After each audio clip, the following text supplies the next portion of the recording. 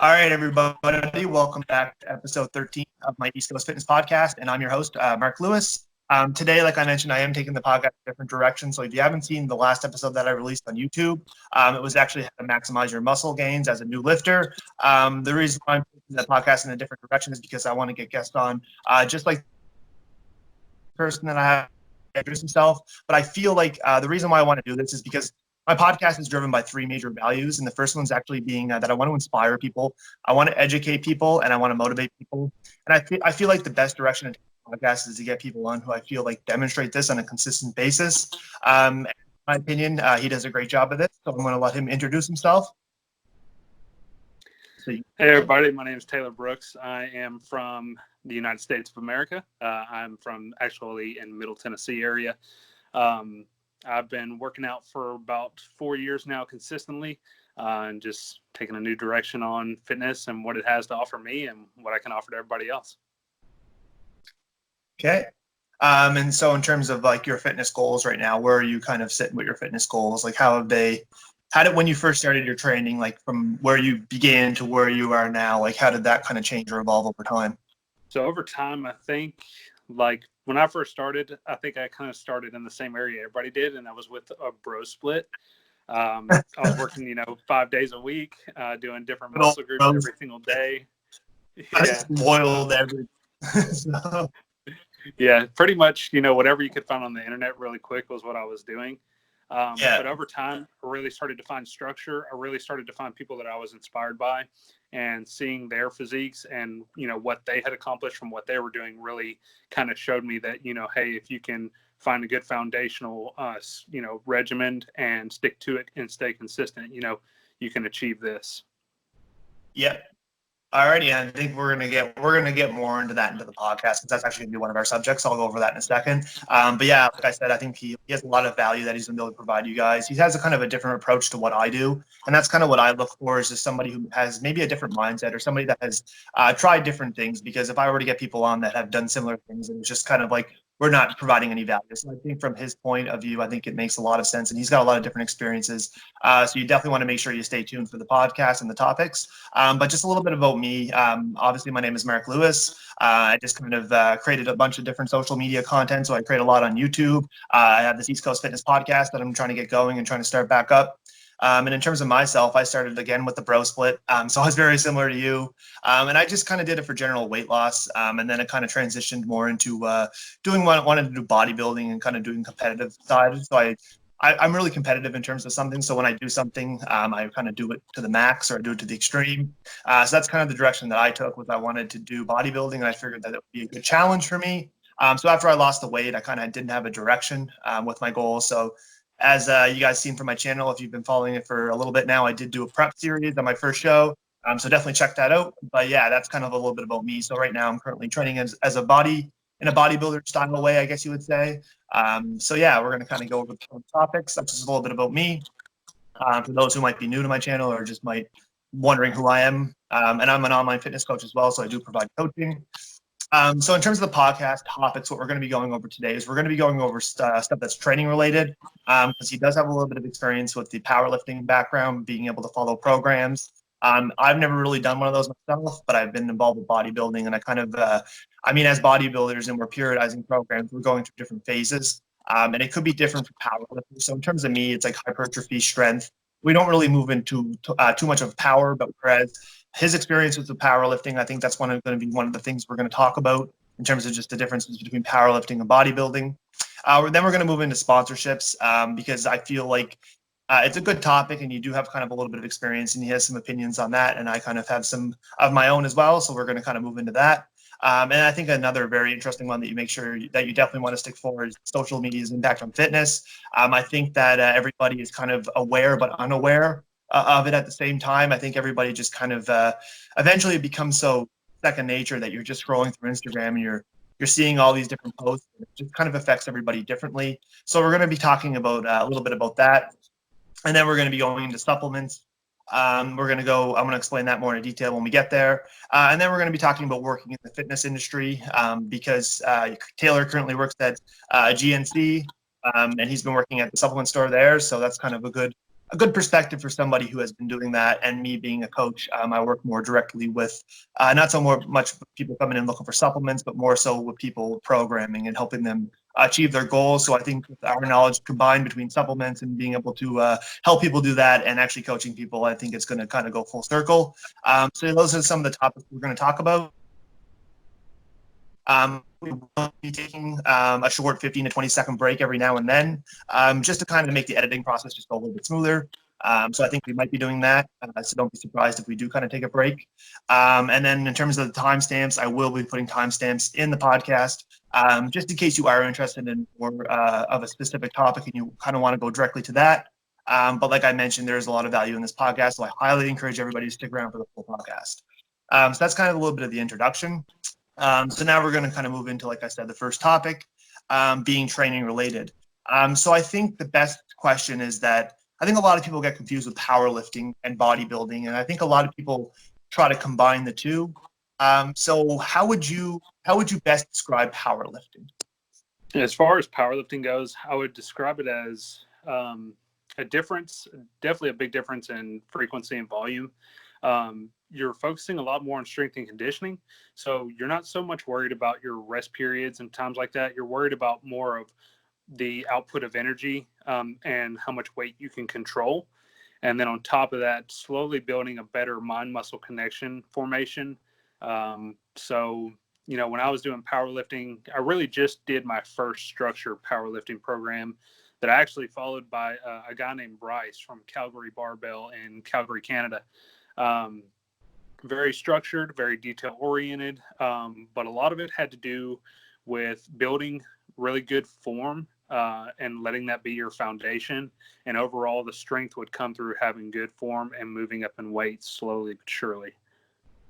So do you feel like a powerlifting program, like maybe you don't have as much experience in this, but do you feel like a powerlifting program would be a little bit more detailed and a little bit more structured than a bodybuilding program? I think they're both going to have their own versions of detail and how they're, you know, structured and oriented. Definitely, you know, powerlifting is going to, you know, obviously have its own structure as to where, like, you know, you're going to be in a caloric surplus. You're not going to be doing things like cardio as often, things like that, unless you're doing like a very lean bulk or something that, you know, going that direction. And then obviously, you know, bodybuilding is going to be a lot more geared towards your caloric deficit, watching what you eat, especially, and then, you know, a lot more rep ranges and shorter rest periods. Yeah, so kind of how I would summarize it, I think that's 100% accurate in terms of like the programming aspect. Kind of how I would describe it would be like powerlifting is basically like you want to be able to move the weight from A to B as like quickly and as efficiently as possible without using a lot of energy. So like the little bit of energy that you can use to get that weight up and like being able to, like you said, conserve energy, right? So I think that like whatever you can do to make that weight go up easier and better and kind of progress in that standpoint, that would be kind of how I would describe powerlifting in terms of just a general way. But in terms of bodybuilding, like as bodybuilders, we're always trying to make things more challenging. Like if we can make a curl harder, if we can make a certain exercise harder, then that's kind of what we're doing because we want to be able to put as much tension and be able to put as much force. And I think that's why with bodybuilding, there's a lot more different variations and a lot of more different things in terms of like, there's a lot of variations of powerlifting too, with like different ways you can increase your lifts. So like, for example, if you're doing deadlifts, you could do a deficit deadlift, or you could do a lot of band work, or you could do like dumbbell, like floor presses. So there's a lot of different techniques of powerlifting that you can do. But I feel like bodybuilding, like we're not trying to make things easier. We're trying to make things harder because we want to be able to we don't want to, I mean, we always want to increase the weight with anything that you do, but I feel like with bodybuilding, it's kind of like over time, you're going to subject yourself to more injury. So like the harder you can make a certain weight, the better, because it's easier on your joints and it's a little bit more friendly for the long term. Whereas powerlifting is kind of like, we want to make it as easy as possible. So we're able to kind of do our 1 rep max in terms of just kind of figuring that out. So would you kind of agree with that, or how would you see that? Yeah, I think, you know, definitely with powerlifting, it's like I said, is going to be very detail oriented on form and making sure that your form is correct. Because if you don't have the form, you're not going to be able to get up to that weight that you're aiming for. You have to have a certain goal in mind, and you have to really keep in check and the fact that your form is going to be what's going to get you there. And if you can't control a specific weight, you can't ego lift your way through a powerlifting program. You really have to build that form and get that down so that you can slowly, make your way towards that goal. Yeah, I totally agree. So yeah, in terms of like, just to kind of quickly summarize this topic, but in terms of like sets and reps, like what are we talking for a powerlifting program in terms of just like how important you like in terms of like a rep range or like a percentage of like, because as bodybuilders, we kind of use like an RPE, and I feel like an RPE is something used in powerlifting too. But I think with powerlifting, it's more in terms of just like being able to do a more direct calculation. Like we don't want to necessarily assess the difficulty of a set. We want to make sure we're using a percentage of like your 1 rep max. So kind of like explain like how like what would be the set range in terms of a powerlifting program. So what I mean by that is like your main lifts versus like the accessory lifts. Like what would be the difference between the rep range, and kind of like why your percentage of your 1 rep max is important. So I think with powerlifting, you're only going to really work out 3 to 4 times a week because you're going to really need to give those muscles the rest that they need. Sleep is super important for the recovery system, but also those muscles need time to repair. When I was doing my powerlifting program, I was squatting 3 days a week, deadlifting 3 days a week, and benching 4 times a week. And the frequency was what really developed the form and strength. Yeah. Like Friday was my days that I would go to the gym. Wednesday, Saturday, Sunday were my days off completely. Didn't do any lifting, no cardio, nothing. But I had to make sure that I was eating, fairly good amount of macros and calories. But like you said, as far as rep range and things like that, as far as compounds went, I think you would look at things like bench, squat, deadlift. It's easy to say anywhere from like 4x5 or 5x5. And for those of you that don't know, what that would mean is that, you would do 5 sets of 5 reps. And in between those sets, you would probably give yourself anywhere from 2 to 5 minutes rest so that you could muster up the strength to be able to not only control, but be able to get through each set without failure.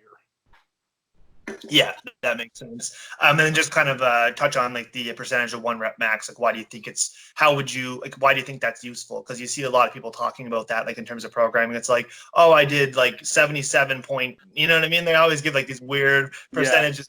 I went up this week because I went 77.8, but it's just like they're so specific in terms of like, so it kind of just like, I mean, obviously you don't need to go into great detail, but kind of like why would a percentage of 1 rep max be so important in terms of powerlifting? In forms of powerlifting, I think the fact that you don't want to be going down in weight, you want to be going up in weight because obviously that is the goal. So every lift you're going to have a certain percentage of what you need to hit on every day. So like one day I will do squats and I'll do, let's say, 5 sets of 5, and then I would actually end up doing 2 sets of 5. So my 5 sets of 5, I'd probably do it like 82%. And then my 2 sets of 5, I would do it like 75%.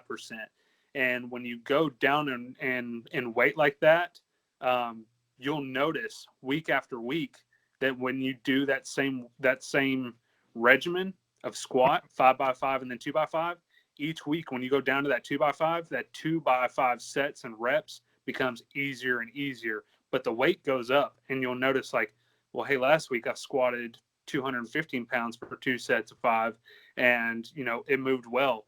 This week I'm moving 225, and it's moving just as easy. So I think that frequency and the amount of heavy weight and then going down to that lighter weight really also helps give you the confidence to keep moving up. Yeah, and I think another aspect that I think is underlooked too is like your neurological response to actually like handling the weight, right? Because if you're not used to a certain weight, like it's going to feel heavy, but like as you adjust to a certain weight, like I know people that literally just like will put on like 5 plates or like on each side for squats and literally just take it off the rack and then re-rack it. Do you know what I mean? So they can just literally feel how that weight feels on their back, because like it definitely takes a lot to getting used to, especially when you're moving up. So I think it's like important from like a neurological standpoint to actually feel like before you do the weight, like how it feels. And I think that kind of goes back to what you were saying with like progressing as as you're doing it, you want to be able to subject your body to more stimulus over time in terms of weight, so you're able to kind of feel how it goes. And then like if you're doing like lower reps, eventually you're going to be able to bump that up to like 5 reps because your body's going to be able to get used to the load. You know what I mean? So Absolutely. I think that's another like underlooked part, is just that neurological, because like a lot of people like, you know what I mean? It's just, I feel like that's a good thing to mention. But yeah, I think that's going to kind of sum it up in terms of the differences. So in terms of, just kind of want to go over very quickly, like how important, because I mean, in terms of my training, like I've always been bodybuilding, and I've never really stepped out to maybe like a powerlifting program. It's not that I don't necessarily include some type of powerlifting. I do kind of have like a strength phase where, like I said, I like you said, actually a 5x5. I don't think I really go below 5x5. Maybe I don't even do 5x5. I'll just do like 3 sets of 5. And in terms of like people that might not know what that is, it's like a 5x5, like you explained, you're doing 5 sets of 5 reps. But like, I don't think as a bodybuilding, as someone who's interested in bodybuilding, it isn't important for me to go below 5. So I think in terms of programming, I would stick to the 5. But just kind of like, why do you think it's important to experiment with your training and to figure out, I guess, kind of like to have different phases in your training, or just to figure out like what style of training you're interested in, I guess? I think it's super important to experiment, because you'll never know, what you really like and what you find, I guess what you're attracted to as far as your workout regimens and stuff, because everybody's different. Everybody has a different opinion. Everybody likes a different style of working out than somebody else. Like in my opinion, I think it's actually super important for your first 4 to 5 years to really, really include a whole lot of powerlifting and a lot less time focused on bodybuilding. And the reason why is because those first 5 years are actually what they call like your beginner gains, but where really you can actually optimize the most amount of muscle mass that you can put on. And then, the years after that, it just gets harder and harder. But, those first 4 to 5 years, honestly, I would say give like 7 to 9 months per year into powerlifting, and then allow the other months to be where you shed off the excess and unwanted fat. Yeah, that's true. See, I never really, in terms of myself, I've always been kind of like I said, phases. But like you said, like when we first both started, like you started on a bro split and I started on a bro split, so it was kind of just like, in terms of a bro. For those who don't know what a bro split is, I think a lot of people do, but basically what you're doing is, they call it the body part split is another name for it. So basically you're giving like each day its own. So you're coming in, you're completely destroying chest. Then next day you come in, you completely destroy your back. Then you have like an arm day and a shoulder day. So that's kind of what, for those who don't know, just to kind of fill people in, because they might be completely new to lifting, people that are listening to this. But that's kind of like the idea. But in terms of like experimenting with your training, I think it's super important. It's something I've never really did a lot of. And I think I definitely wanted to kind of get more into that after I kind of worked more towards my goals. But I think in terms of powerlifting, I think you're right. I think it's very important that you develop that base of strength, because it's that strength that's going to carry over to any lift that you do. And whether or not you're focused in powerlifting or not, or whether or not you're focused in competing, like I think like in terms of competing and powerlifting, like the form is the most important thing. Because if you plan on doing a meet, or you plan on doing like something like that, it's like the form for powerlifting is like the posing for bodybuilding. You know what I mean? Like at the end of the day, it's like, if you can't execute, it doesn't matter how strong you are. Like if you're not able to keep your heels down or your feet down on a bench press, or like whatever, I don't know what the requirements are, but like if you aren't able to do that, it doesn't matter how much weight you're able to get, because you're going to get flagged, or you're going to get, do you know what I mean? And it's the same thing with bodybuilding. It doesn't matter how great you look. You could look awesome, but if you suck at posing, or you just don't got your posing down. So it's like, that's kind of how I like to think it. But just, I want to bring up a topic here. So it's like, how do you feel about CrossFit? I think CrossFit is really good. I think, CrossFit is obviously, sweeping everywhere internationally. But CrossFit is very time oriented. You definitely are moving through everything very, so obviously you have a plan and what you're going to do, but everything is back to back to back, very low or short rest periods, so that you can keep the heart rate up and really get you into a very, very lean but physical physique. I give it to people who do CrossFit, because I've we've got a CrossFit gym right next to ours, actually owned by the same people. And I see people in there, and man, more power to them, because I feel like I would die trying to do some of that stuff. Yeah, I have a couple things here. So in terms of just, I want to first say, and then I want to ask you the question. But like the first thing I would say is, like, I don't think it really matters what you're doing as long as you're enjoying what you're doing. And if it's CrossFit, or if it's bodybuilding, or it's powerlifting, like at the end of the day, it's like you don't have to do one or the other. And I think a lot of people hate on CrossFit, and then a lot of people maybe like hate on bodybuilding or hate on powerlifting. So I think that you get a mix of everything. But just with the recent exposure of like CrossFit and how like it boomed up and kind of like it started like going everywhere. I think, like, going back to what I said, I think is whatever you're able to enjoy. And I think that we, like, in terms of CrossFit, if it's CrossFit, then that's completely fine. Or if it's bodybuilding, like, everybody has their own. And I think that at the end of the day, it's like fitness is like, we should all be just like one community, and we should all support each other in terms of like what we're trying to achieve. But in terms of this question, so why do you think CrossFit has become like, why do you think it's so popular? Why do you think people like gravitate to it so much? I think it's because it's different. You know, honestly,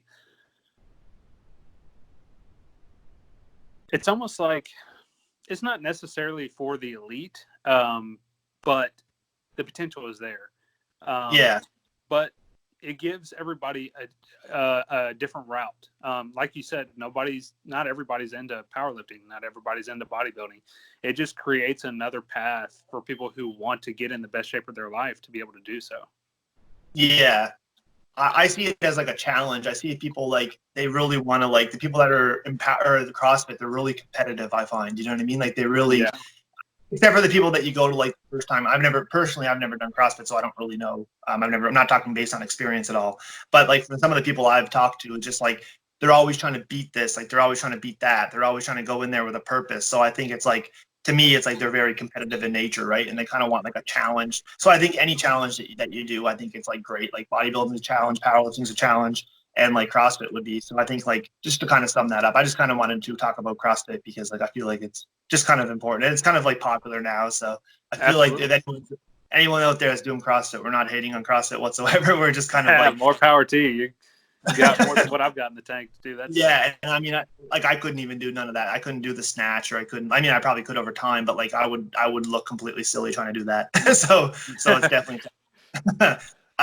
So just kind of moving on. So in terms of the gym, I kind of want to go over to the gym, and this kind of relates to CrossFit as well too, but not so much.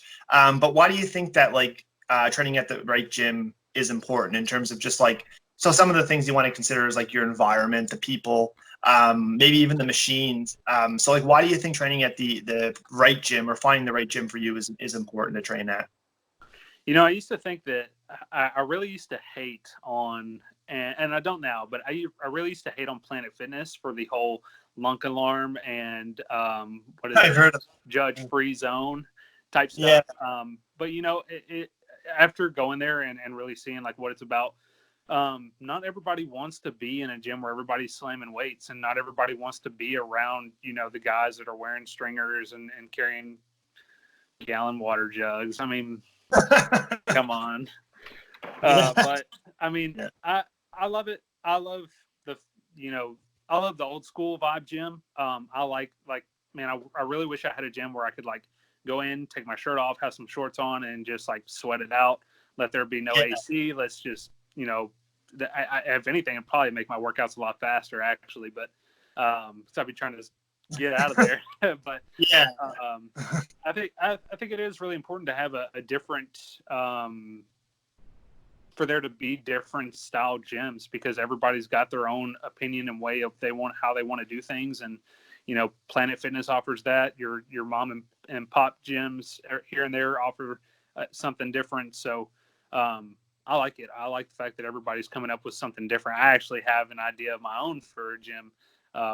You know, if it were to ever come about being able to achieve something like that, I've got, you know, some visions, some ideas for stuff like that too. That's really cool. I think like another thing, just kind of like reiterating on some of those things, or kind of like expanding.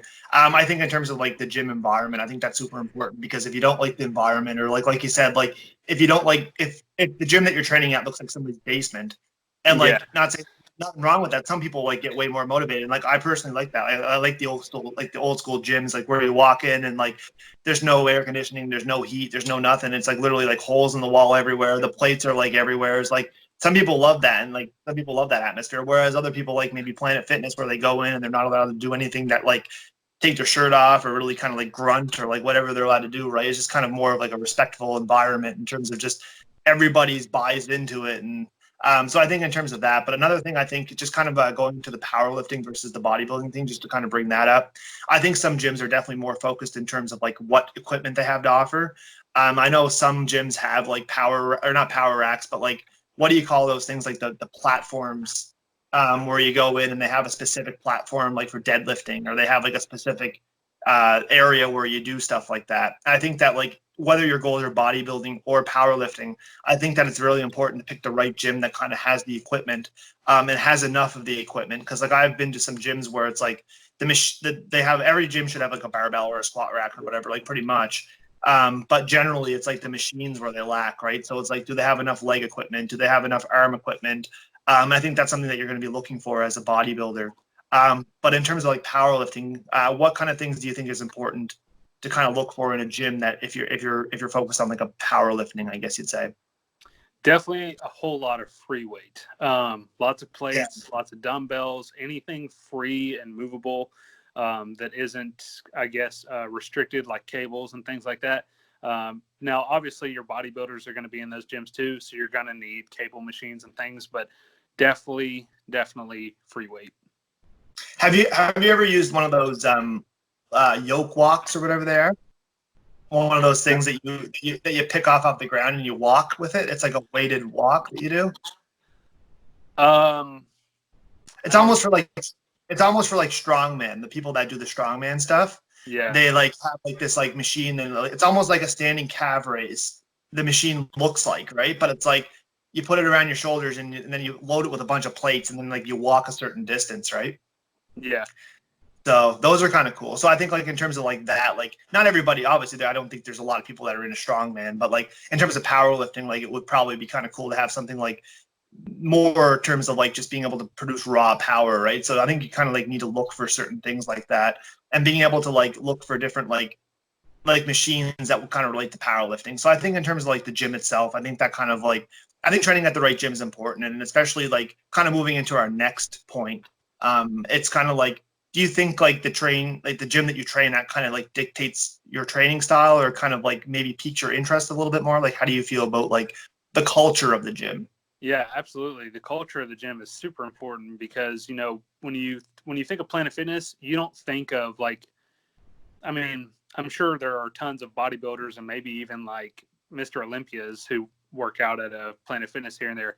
But when you think of Planet Fitness, you don't think of like a Mr. Olympia coming from a Planet Fitness type environment. They're definitely hitting, else, wasn't it? Yeah. Phil, they're definitely going to be hitting the old school vibe and all that. Phil, he's spotted at Planet Fitness training arms, right? It's just like he's that'd be something else. That'd be some promotion for him. Let me tell you, some bad promotion, but but yeah, just kind of further expands like what you were saying in terms of just like dictating your training style. Yeah, you're gonna, just, I guess, the gyms really start to build their own culture, and you see what's coming out of the gym. So, when you go to your old school style gym, who's going to be walking out of there.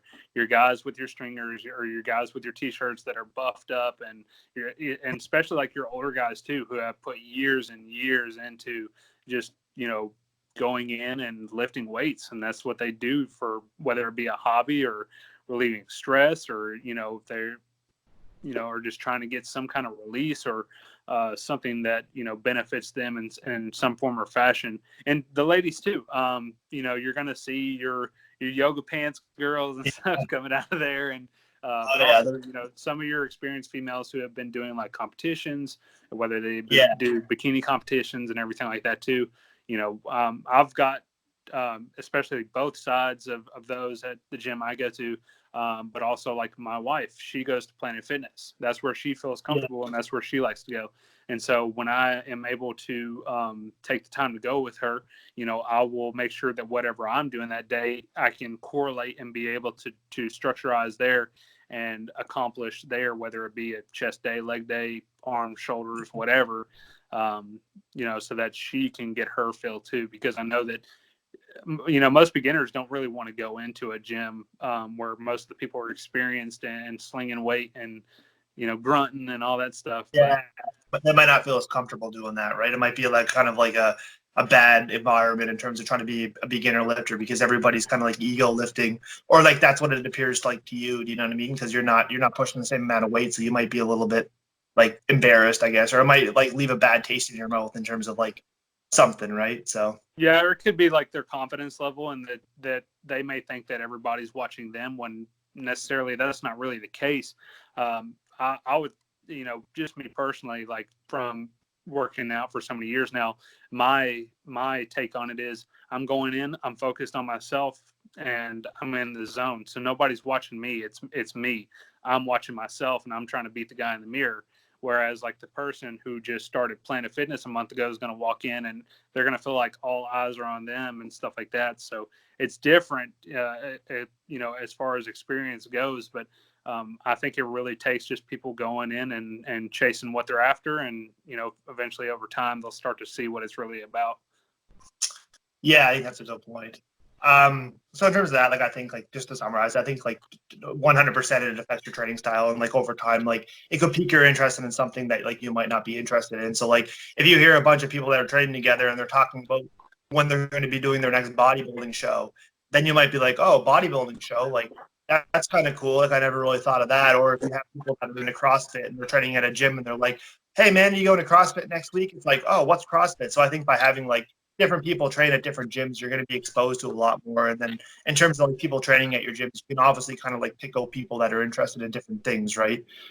So I think that in terms of that, I think that definitely like there are certain cliques at different gyms, and you see people that show up that are doing one thing and they're bodybuilding. Then you get the power lifters. So I think like having a good mix is important, right? Just having a good gym where it's kind of like not geared towards one thing necessarily, like especially if you're first starting out, right?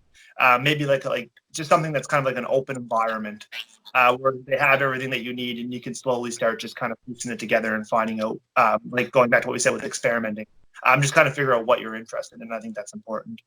Yeah. But in terms of like the powerlifting, so I guess like what made you interested in following a powerlifting program? So I kind of want to bring it back to your bro split days, like when you were following a bro split and you were training and you're working out, like what made you be like, you know what, I need to stop doing this and I need to kind of focus my efforts more on actually following a powerlifting program? Like what made you decide that, or what interested you in it, I guess?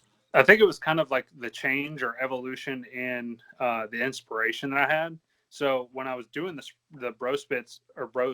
when I was doing the bro splits, I was currently watching a guy named James Grage, who's actually a co-founder of BPI Sports Supplements. And he was actually, he had built a regimen that was along the lines of a bro split. But I just kind of copied and pasted what he did into my regimen throughout the week. And I found that it was easy for me and my schedule at the time. But really I didn't further my research. I stopped at the first thing I had found. So then after that, I started hearing about like, oh, there's this guy, Christian Guzman on YouTube. You should watch him and watch his stuff. And then, watching him led into watching Max Tuning, and then watching him led into watching Rob Lipset and Shali Coker and Russell Orhe and all these people. And, I think becoming more inspired by them and watching their videos and what they were about really drawed me towards what they were doing, and watching them change in their lives kind of made me gear towards, well, hey, they have accomplished this because they did this. So, I can do that too. So I just started to implement that. So that's kind of a good point. So in terms of just like going into like following, so you just kind of like made it like you've seen other people doing it that sparked your interest, and it kind of was like relating to those people. But in terms of like following a program, like what would you say for somebody that's looking to find a program or looking to follow a program? Like, what would, like, in terms of like following it, like where would you go to, or how would you approach like finding a good program, I guess, in terms of powerlifting? I think nowadays, most of everybody, if not everybody, is on social media. Social media is going to be what provides that nowadays. Obviously, you can easily go sign up to a gym and talk to a trainer, and they're going to give you whatever they have to offer. But most people nowadays have some kind of inspiration on a social media platform somewhere. And for me, that was YouTube or Instagram at the time. And so it was easy for me to just find those people that inspired me on their social media platforms and just, like I said, watch them grow and what they did and, implement. Yeah, so you kind of related more to the people, like the influencers or the people that were doing it, and then like you believed in their message and you found value in what they were doing, and then basically you started believing in their programs and you started following what they were doing because they were kind of like leading by example, right? Exactly. Like they were showing you like what they did, and they were.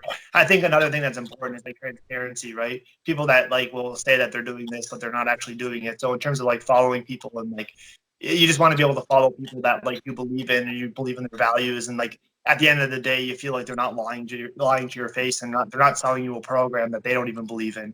Absolutely. So yeah, so I think that's kind of good. In terms of me, it's just kind of like I've been all over the place in terms of like I've been working with coaches. So I work with two coaches for one for my show and then one after my show. So I've been following programs from them. And honestly, when I decided to hire them, it was because they were like a little bit more experienced than I was at the time. And their goals related to my goals. So they were a little bit further. So in terms of like following their programs, I believed in their program. And I wanted to hire them simply because like they've achieved something that I was interested in doing. So I think that like just doing that, I think if you're looking to follow a program, I think that like just to summarize what you said, I think it's like good to follow somebody that you believe in or like follow an influencer. And then find somebody that you want to support. I think that's important too. Whereas if you want to go the coaching route, I think that like it's kind of useless to work with somebody who's at the same level as you or who hasn't achieved what you're looking to achieve. I think you need to find the right person. And I think it's very important to like they've achieved what you are looking to achieve kind of thing. So that's kind of like what I would recommend is I would totally recommend hiring a coach. But in terms of just like getting started and going right off the bat, I think there's a lot of free information. Like you mentioned with Instagram and YouTube, I think there's a lot of different stuff out there. So just follow basically somebody you believe in and just go from there. So that'd be kind of summarizing that part. So in terms of, so you already kind of mentioned that you feel like everybody should kind of follow a powerlifting program. So we kind of touched on that. That was just simply because of like, you want to be able to kind of like build that dense muscle, build that strength foundation. And I think it's going to carry over to basically anything that you do, whether it's CrossFit or whether it be bodybuilding. I think it's very important. So you feel like everybody should follow a strength program at some point. Absolutely, because like you said, it's going to build that foundation of muscle that you could have to take on later in life, whether it be if you want to do a bodybuilding competition or if you want to do a powerlifting competition or whatever it is you want to accomplish. Building that foundation of muscle first is what's going to get you there.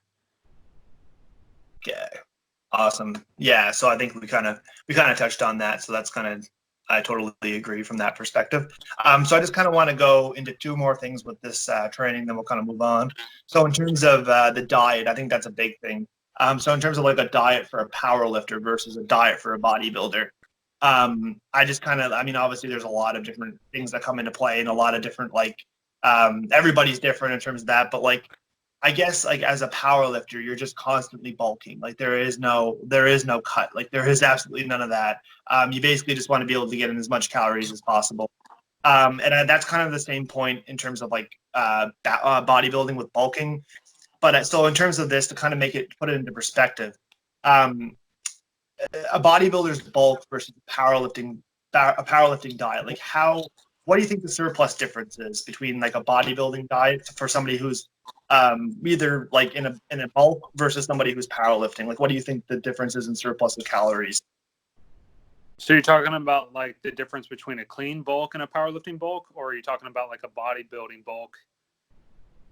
Or for somebody that's trying to like off season. So like somebody that's a bodybuilder that's trying to do like let's do a clean bulk, because I feel like clean bulk is the best approach in terms of just bodybuilding, unless you're a hard gainer. But I think like in terms of that, I think we'll just keep it at a clean bulk. So somebody who's just maybe in a 500. So let's say they're in a 500 calorie surplus, and their goal is to put on like a pound a week, and like that's their goal, and they're just in between shows or they're in between competing, versus somebody who is a power lifter. Like, what do you think how the diet would differ in terms of the surplus?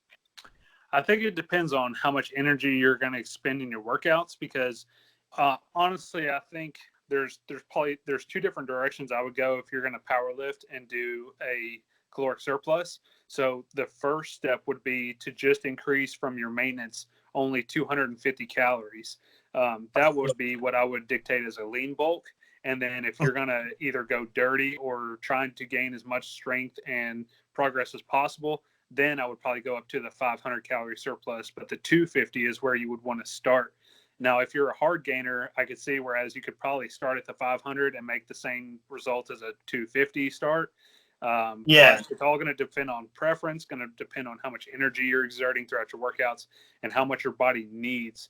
A lot of it really is going to actually come down to listening to your body and what it needs in order to rebuild the glycogen storage, how much recovery you need, how much water you need, and things like that.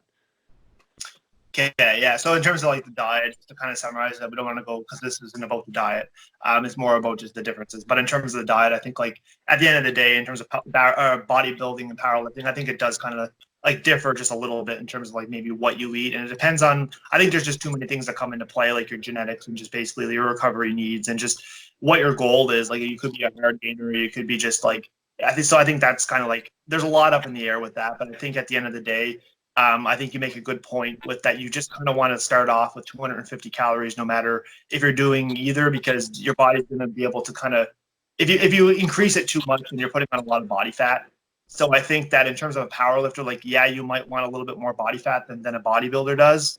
But I think that like people might go too crazy, and they think that if they're trying to get into powerlifting, they see all these people out there that are eating, like 1,000 calories or 1,500 calories surplus every single day. And it's like, that's only needed because they've been involved in that for such a long time that they need that in order to take it to the next level. But for somebody who's just getting used to it, it's like, I think a lot of people just jump to the conclusion that they need to be in this very high surplus, right?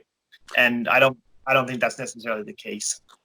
Yeah. So. And then I think you can actually really look at it the same way as you do bodybuilding and somebody who's trying to cut weight, because you can do the 250 calorie surplus, but once you hit that plateau of how much more weight you can gain and how much more strength you gain, eventually you're going to hit a plateau and be like, my weight's not going anywhere physically on the scale, but it's also not going up on the bench either. So.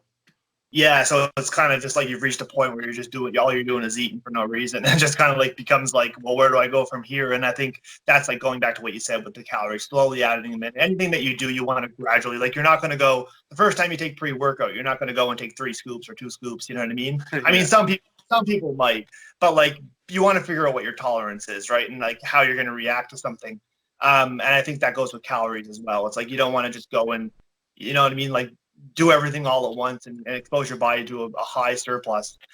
So I think that just kind of like summarizes it pretty perfectly. It's just over time you want to make those changes and just kind of slowly adding calories. So yeah, I think that's kind of good just from that standpoint. So just the final question on this topic, and then we'll move into sponsorships. So just kind of like a funny question, but like, which one do you think has the most longevity? So in terms of like, let's just say like your genetics are completely made, like we're just doing a hypothetical question.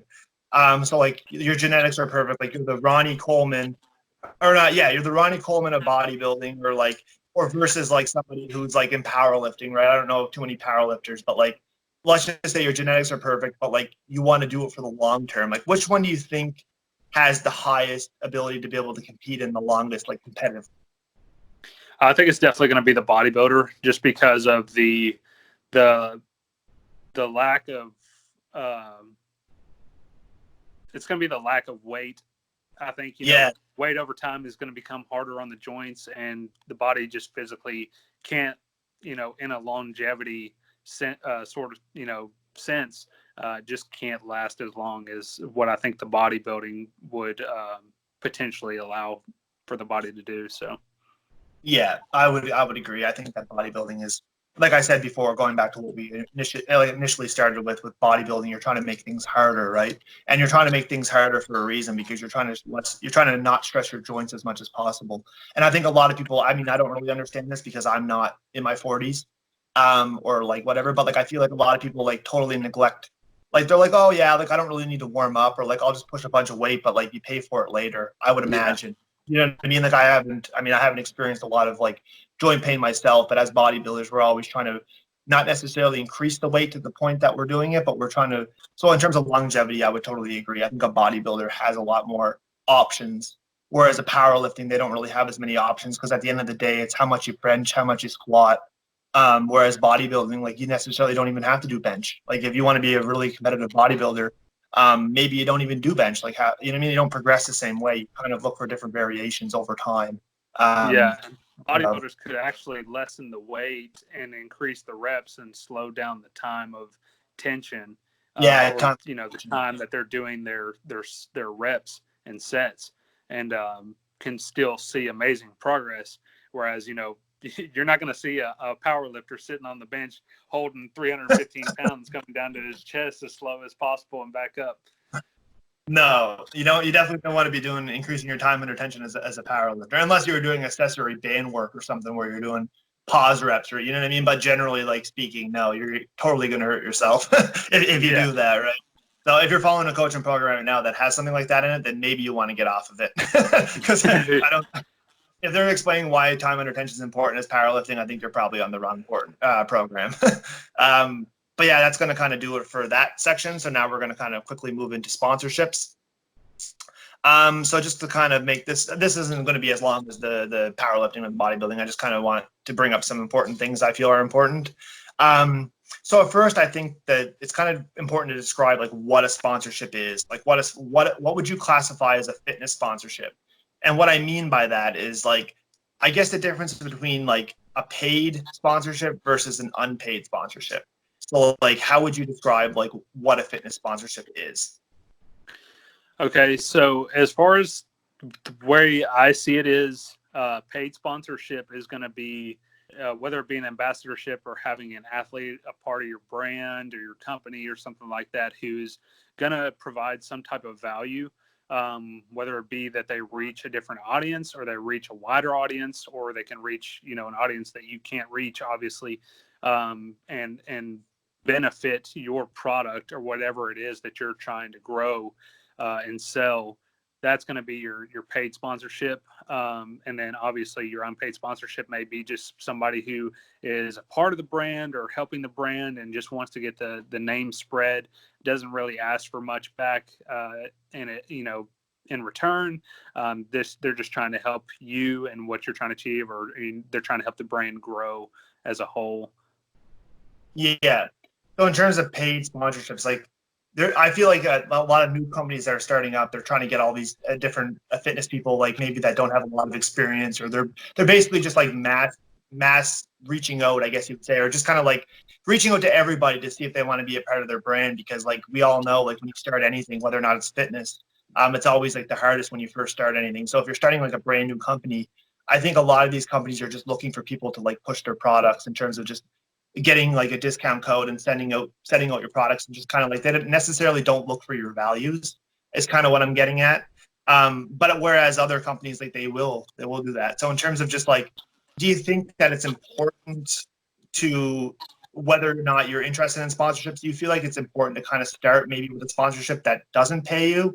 Or do you think that it's kind of better to wait for the opportunity and kind of gravitate towards something that does pay the bills, but like, so like, how do you feel about that? Honestly, I don't think it should be. I don't think the mindset should be geared towards that either way. I think the mindset of a sponsorship should be geared towards what you personally think about the company itself and the brand, and if it's valuable or not, and what it could do for other people or what it can do for you. So like there are brands out there that me specifically I'm loyal to compared to others for various different reasons. So like something that I put in or, you know, something that I shared with my audience in one of my past YouTube videos that I started working with this company called Movement. Movement watches, they sell glasses, jewelry, stuff like that. I'm actually wearing one of their watches right now. And you can actually use my discount code, Taylor Brooks 15, to save 15%. Shameless plug. Shameless plug.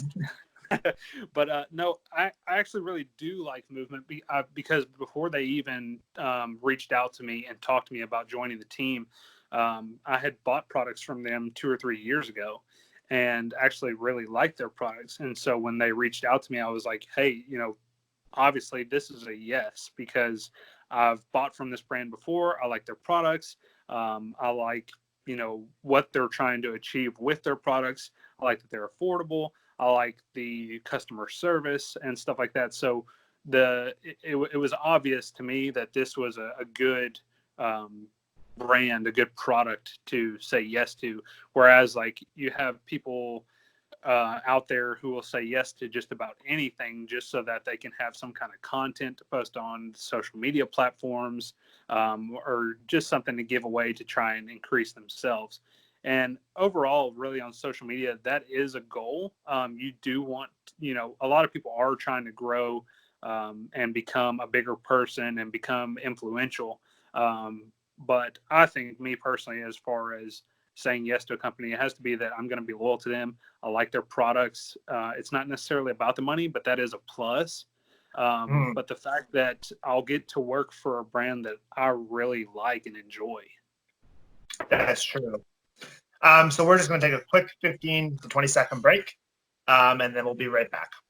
Are you looking for some fresh new music to add to your workout playlist? Well, Canadian hip-hop artist Mitchell Bailey has you covered. Over the course of the past year, Mitch has charted within the top 10 in iTunes on 3 separate occasions and has done an extensive amount of performing throughout North America. He will be releasing a new song every week throughout the entire duration of 2020, so make sure you stream his music on Spotify and subscribe to his YouTube channel for lots of new music to come. Mitch will also be embarking on an Eastern Canadian tour with Aaron Carter, where he'll be performing in St. John, Fredericton, Moncton, and Sydney, so make sure you get your tickets. This is motivation for those who need a little extra. I'm trying to change the perspective of those who claim they need investors or funding for their projects that they can't execute it. All right, guys, we're back after that short break.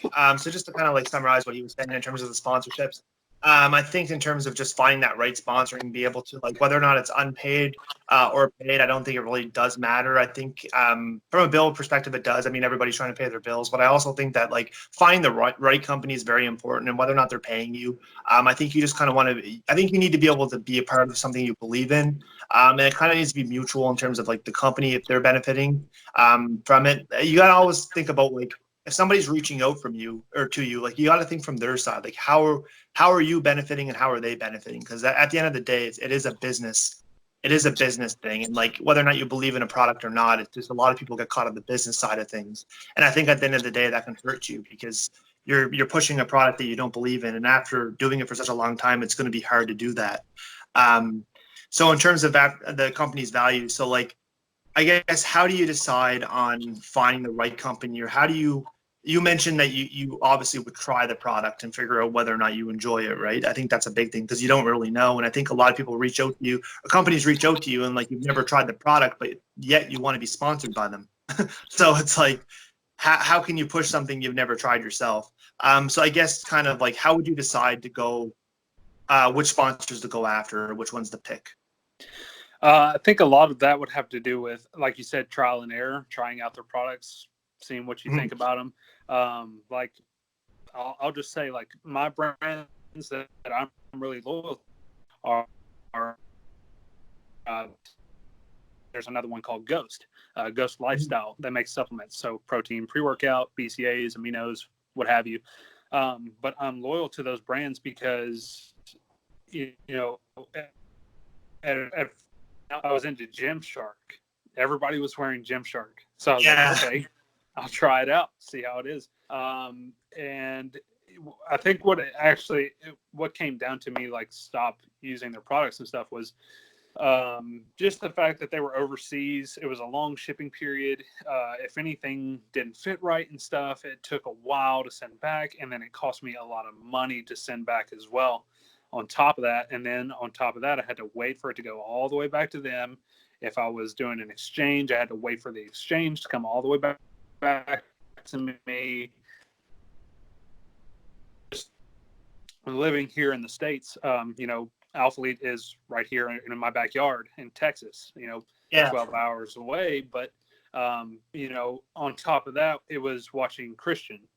So watching Christian for the past almost 6 years now has really just inspired me. And then, watching him build Alphalete literally from the ground up has inspired me to chase after so many different things in life that actually probably would have never started, or, my fitness journey may have never started because of him and things like that too. So, I did originally start working out because I was goodness, fumbling over my words. I had originally started working out because I was diagnosed with type 1 diabetes. And the first thing that came to mind was, I'm not going to let this beat me. I didn't want to fall victim to just being another number and wasting my life on just eating whatever I wanted and not taking care of myself and stuff. So that really kind of turned me on to working out and eating better and eating right. And, watching Christian and them on YouTube just made it that much better and that much more relatable. Yeah, that makes sense. So going back to, I think, just to kind of summarize, is just to find a company that you believe in terms of the values and something that you want to support. Like, I think that at the end of the day, that's very important. In terms of so just to kind of further expand on that, what kind of steps would you go? So maybe you're not in line to maybe be a sponsor with a company, but you've tried their products. So what kind of steps would you take in order, would you recommend for someone to take if they're interested in kind of getting, if right now, so if you wanted to get sponsored by Goat, which is probably an interest of yours, but what steps would you take in order to do that or facilitate that? I think the most important thing you can do is invest in yourself. A lot of people invest in other people's dreams. I'm sure there are plenty of people everywhere who's, when Alphalete has a new launch, they'll buy everything. Or when Goat has new launch, they'll buy everything. Like buy something and appreciate that something. And I'm guilty of that. When I see some awesome stuff come out, I want it. But really try to build the discipline to invest in yourself so that one day those brands come to you and you're not going to them. Put yourself out there, create content, show the brands that you're loyal. Don't be saying yes to everything that comes your way, and have a goal set in mind of what you want to accomplish. Become somebody worth being a part of their team. Yeah. So just to kind of a couple more points on this, so I think just two more. But in terms of the starting your own brand versus working with companies, how important do you think that there's a fine balance between starting your own brand? Let's say, to put it into perspective, let's go into clothing. So I see that you're wearing an Alphalete shirt, right? So let's say if you wanted to create your own clothing brand, but you still wanted to be a part of Alphalete, do you think that there's a balance to be able to mix the two? Or do you think that if you want to start your own clothing brand, you should just kind of go for that and kind of figure out your own style for that? How would you kind of separate the two in starting your own brand versus kind of working with companies? I would say that if you're going to create something of yourself, maybe use it as a stepping stone to create more capital for yourself so that you can invest back into yourself or invest back into that company. But if you're going to, honestly, I don't think you can, some people can, but you can't serve two masters. And if you're going to create your own brand, then it needs to be a brand that you fully give 100% to. Now, there are plenty of people out there who are, like Rob Lipset, for instance. He is sponsored by Alphalete, but he also has what is called the LF Army, and he creates specific and limited edition merchandise for that. Now, I think that is kind of two different heads, I guess you could say.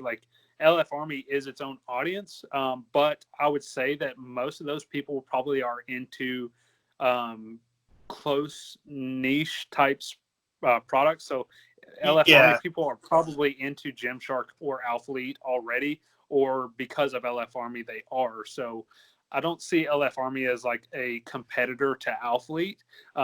But I could definitely see LF Army being something that Rob Lipset allows to boost him and raise more capital for him to invest back into himself.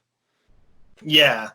Something that just came to my mind when you were saying that is I think that in terms of like working with your brand, I think that like if you, let's say, take the Gymshark example, like if you're working with Gymshark and you're a Gymshark athlete, but you want to create like your own brand, and let's say it's completely different than like, it's like, let's just say that like you start your own brand and the people that are supporting Gymshark would never wear your clothes.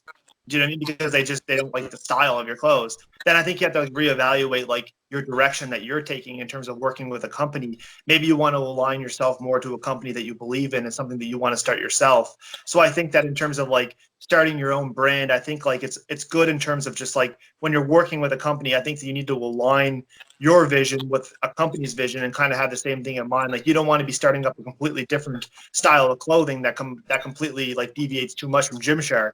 I think that getting that experience and working with like a brand like Gymshark is going to help you kind of like figure out the market and figure out like how to sell to customers, who your customers are, and just kind of like be able to be in that market space and just kind of like appeal to those kind of people. So I think a lot of it has like to be able to like to appeal and kind of get the experience and like kind of it's like association, like who you're associated with and like what kind of athletes you bring on. Because I mean, everybody who's associated with Gymshark, I mean, everybody has like, you know what I mean? They're always like I think Chris Bumstead's with Gymshark, but there's a couple like really famous people who are with Gymshark, and there's a couple famous people that are with Alphalete too. So it's, I think, would you consider them like a competing brand, like Gymshark? Going back into the origin of everything, like obviously Christian, and a lot of people don't know this, Christian Guzman actually worked with Gymshark initially before he created Alphalete. After watching a lot of videos and, knowing the history of Alphalete and Gymshark, I wouldn't see them as competitors. They are obviously in the same niche market, but I don't really see them as competitors. I think you could still, being a part of one or the other and walk into the gym and see the other brand and be like, this guy, this person knows, hey, fitness, like we can obviously like the ice is broken there, that you could communicate and have something in common. So no, I don't necessarily think they're competitors. I think that they could be, just because of what they have to offer. But no, I don't see them as competitor brands. And do you think that, like, to kind of summarize this point, do you think that like you'd see somebody who was wearing Gymshark, do you think that you could see them wearing Alphalete as well? Like, do you think that like that's their style? Like, do they share the same styles in terms of that? Or like, would you say like, because there are complete brands where it's like, oh, I would never picture you in a Gymshark. You know what I mean? You don't seem like the Gymshark kind of person. Or like, there's some people out there that like, oh, wow, you're wearing Gymshark. It's like, I wouldn't have thought that, right? So it's like people are really like caught up in brands. And like, honestly, I don't really like that. I think it's like you should wear whatever you like. Like, I mean, I don't think that, unless you're supporting like a brand going back to sponsorships, obviously you're going to support your sponsorship.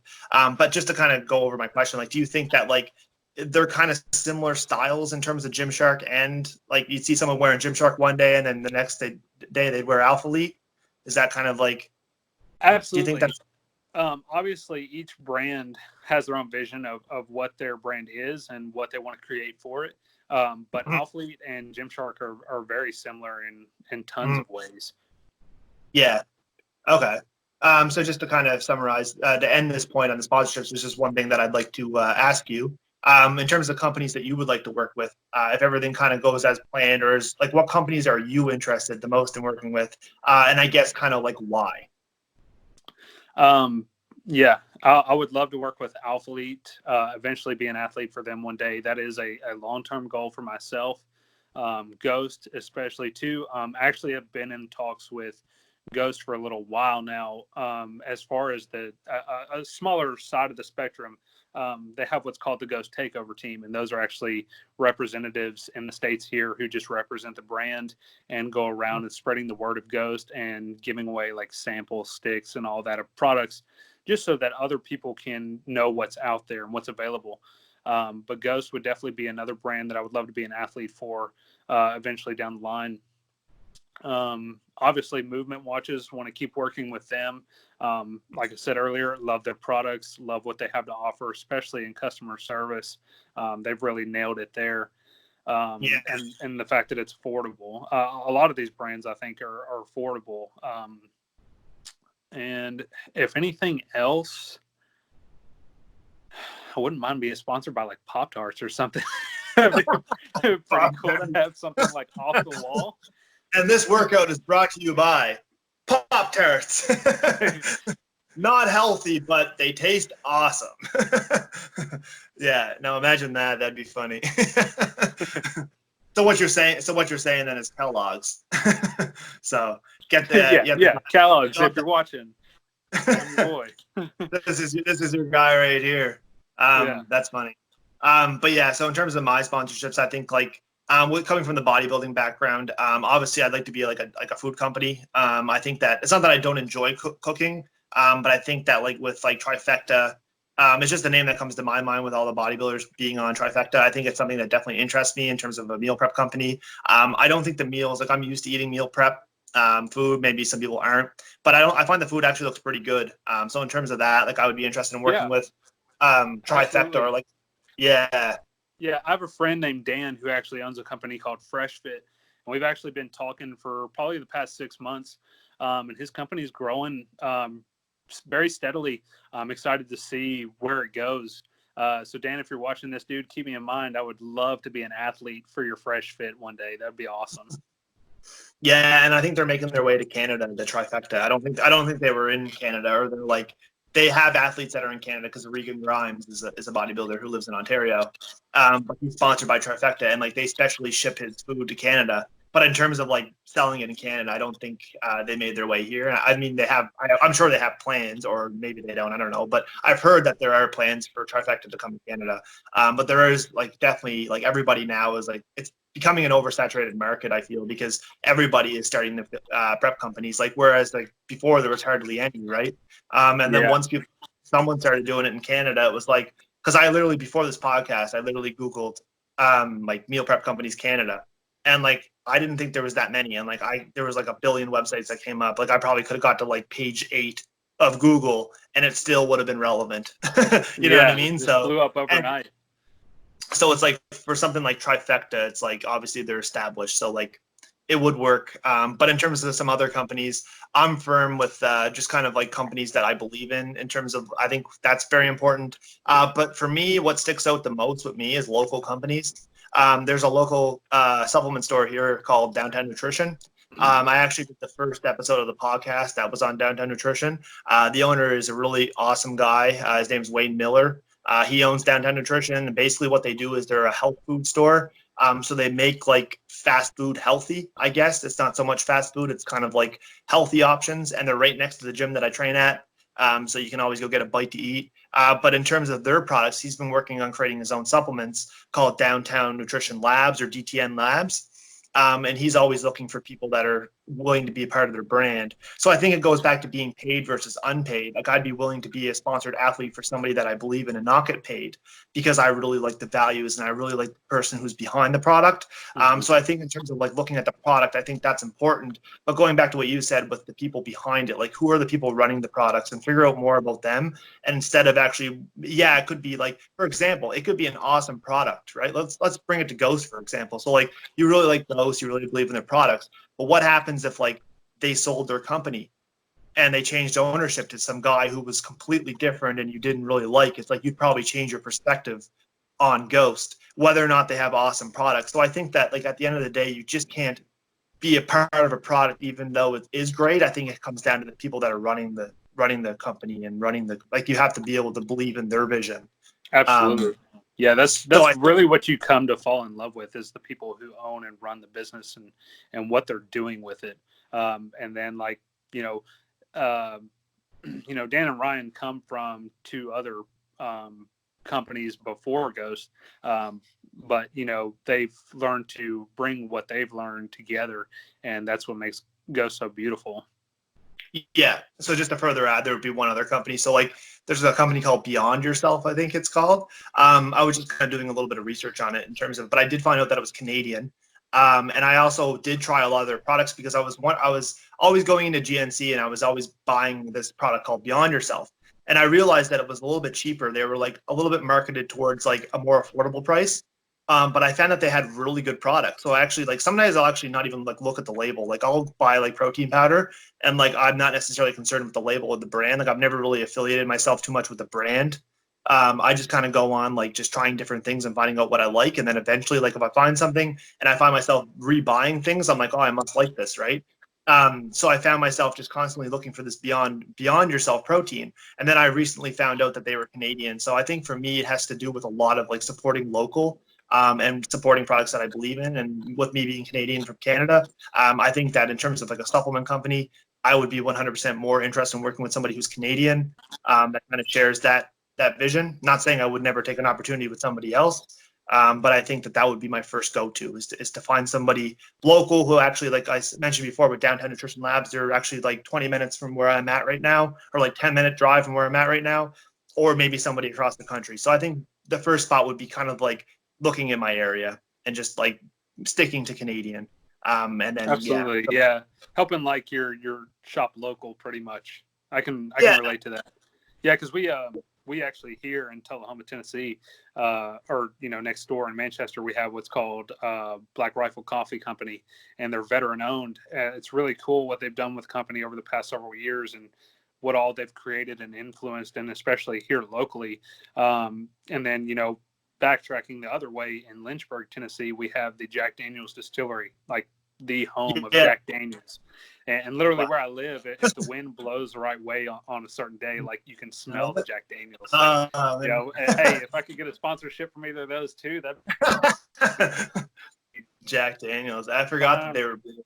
Yeah, I forgot that they were brewed. I actually knew that. Stuff like that, like grow and become influential in the environment and the culture and the area around you.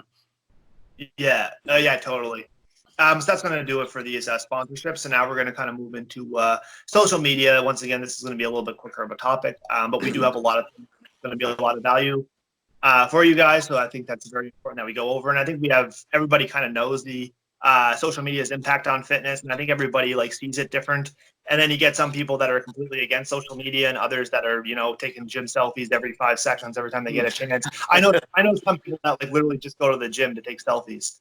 And like they might not even train. Like they might do like, I'm not talking like females or males. Like I don't think it really matters. But there are some people who like, we'll go to the gym and just take selfies, and that's what they're interested in. And I mean, it's like a confidence thing, I guess. But desperate for the gram.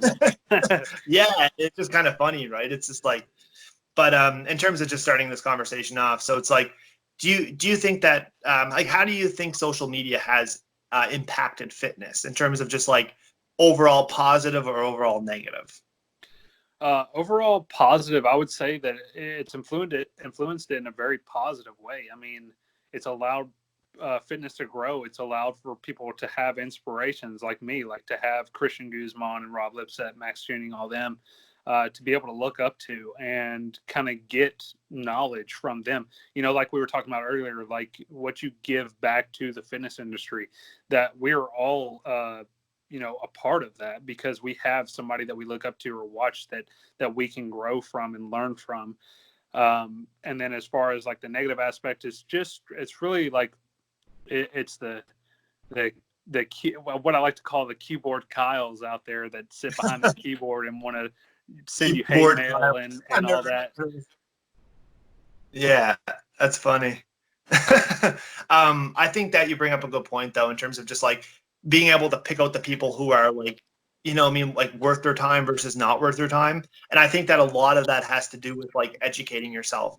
And I think that a lot of people, the reason why, well, I mean, there's probably lots of reasons, but one of the reasons why I see that people are just maybe getting like negatively impacted by social media is because they're not educating themselves. They're just seeing what's out there and they're trusting everybody's word. Like there's probably like a billion YouTube channels that, are mixed with like half information of half being good and half being completely wrong. And like with everything being like nowadays with all these like arguments going on with like how to train and all that stuff, it's like there's just being able to find the people that you can trust. So I think going back to what you said, finding the right people that you believe in.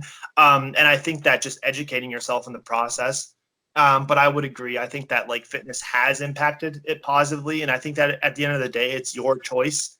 So I think that if it is a negative thing, then you may want to like reevaluate if it's something negative to you.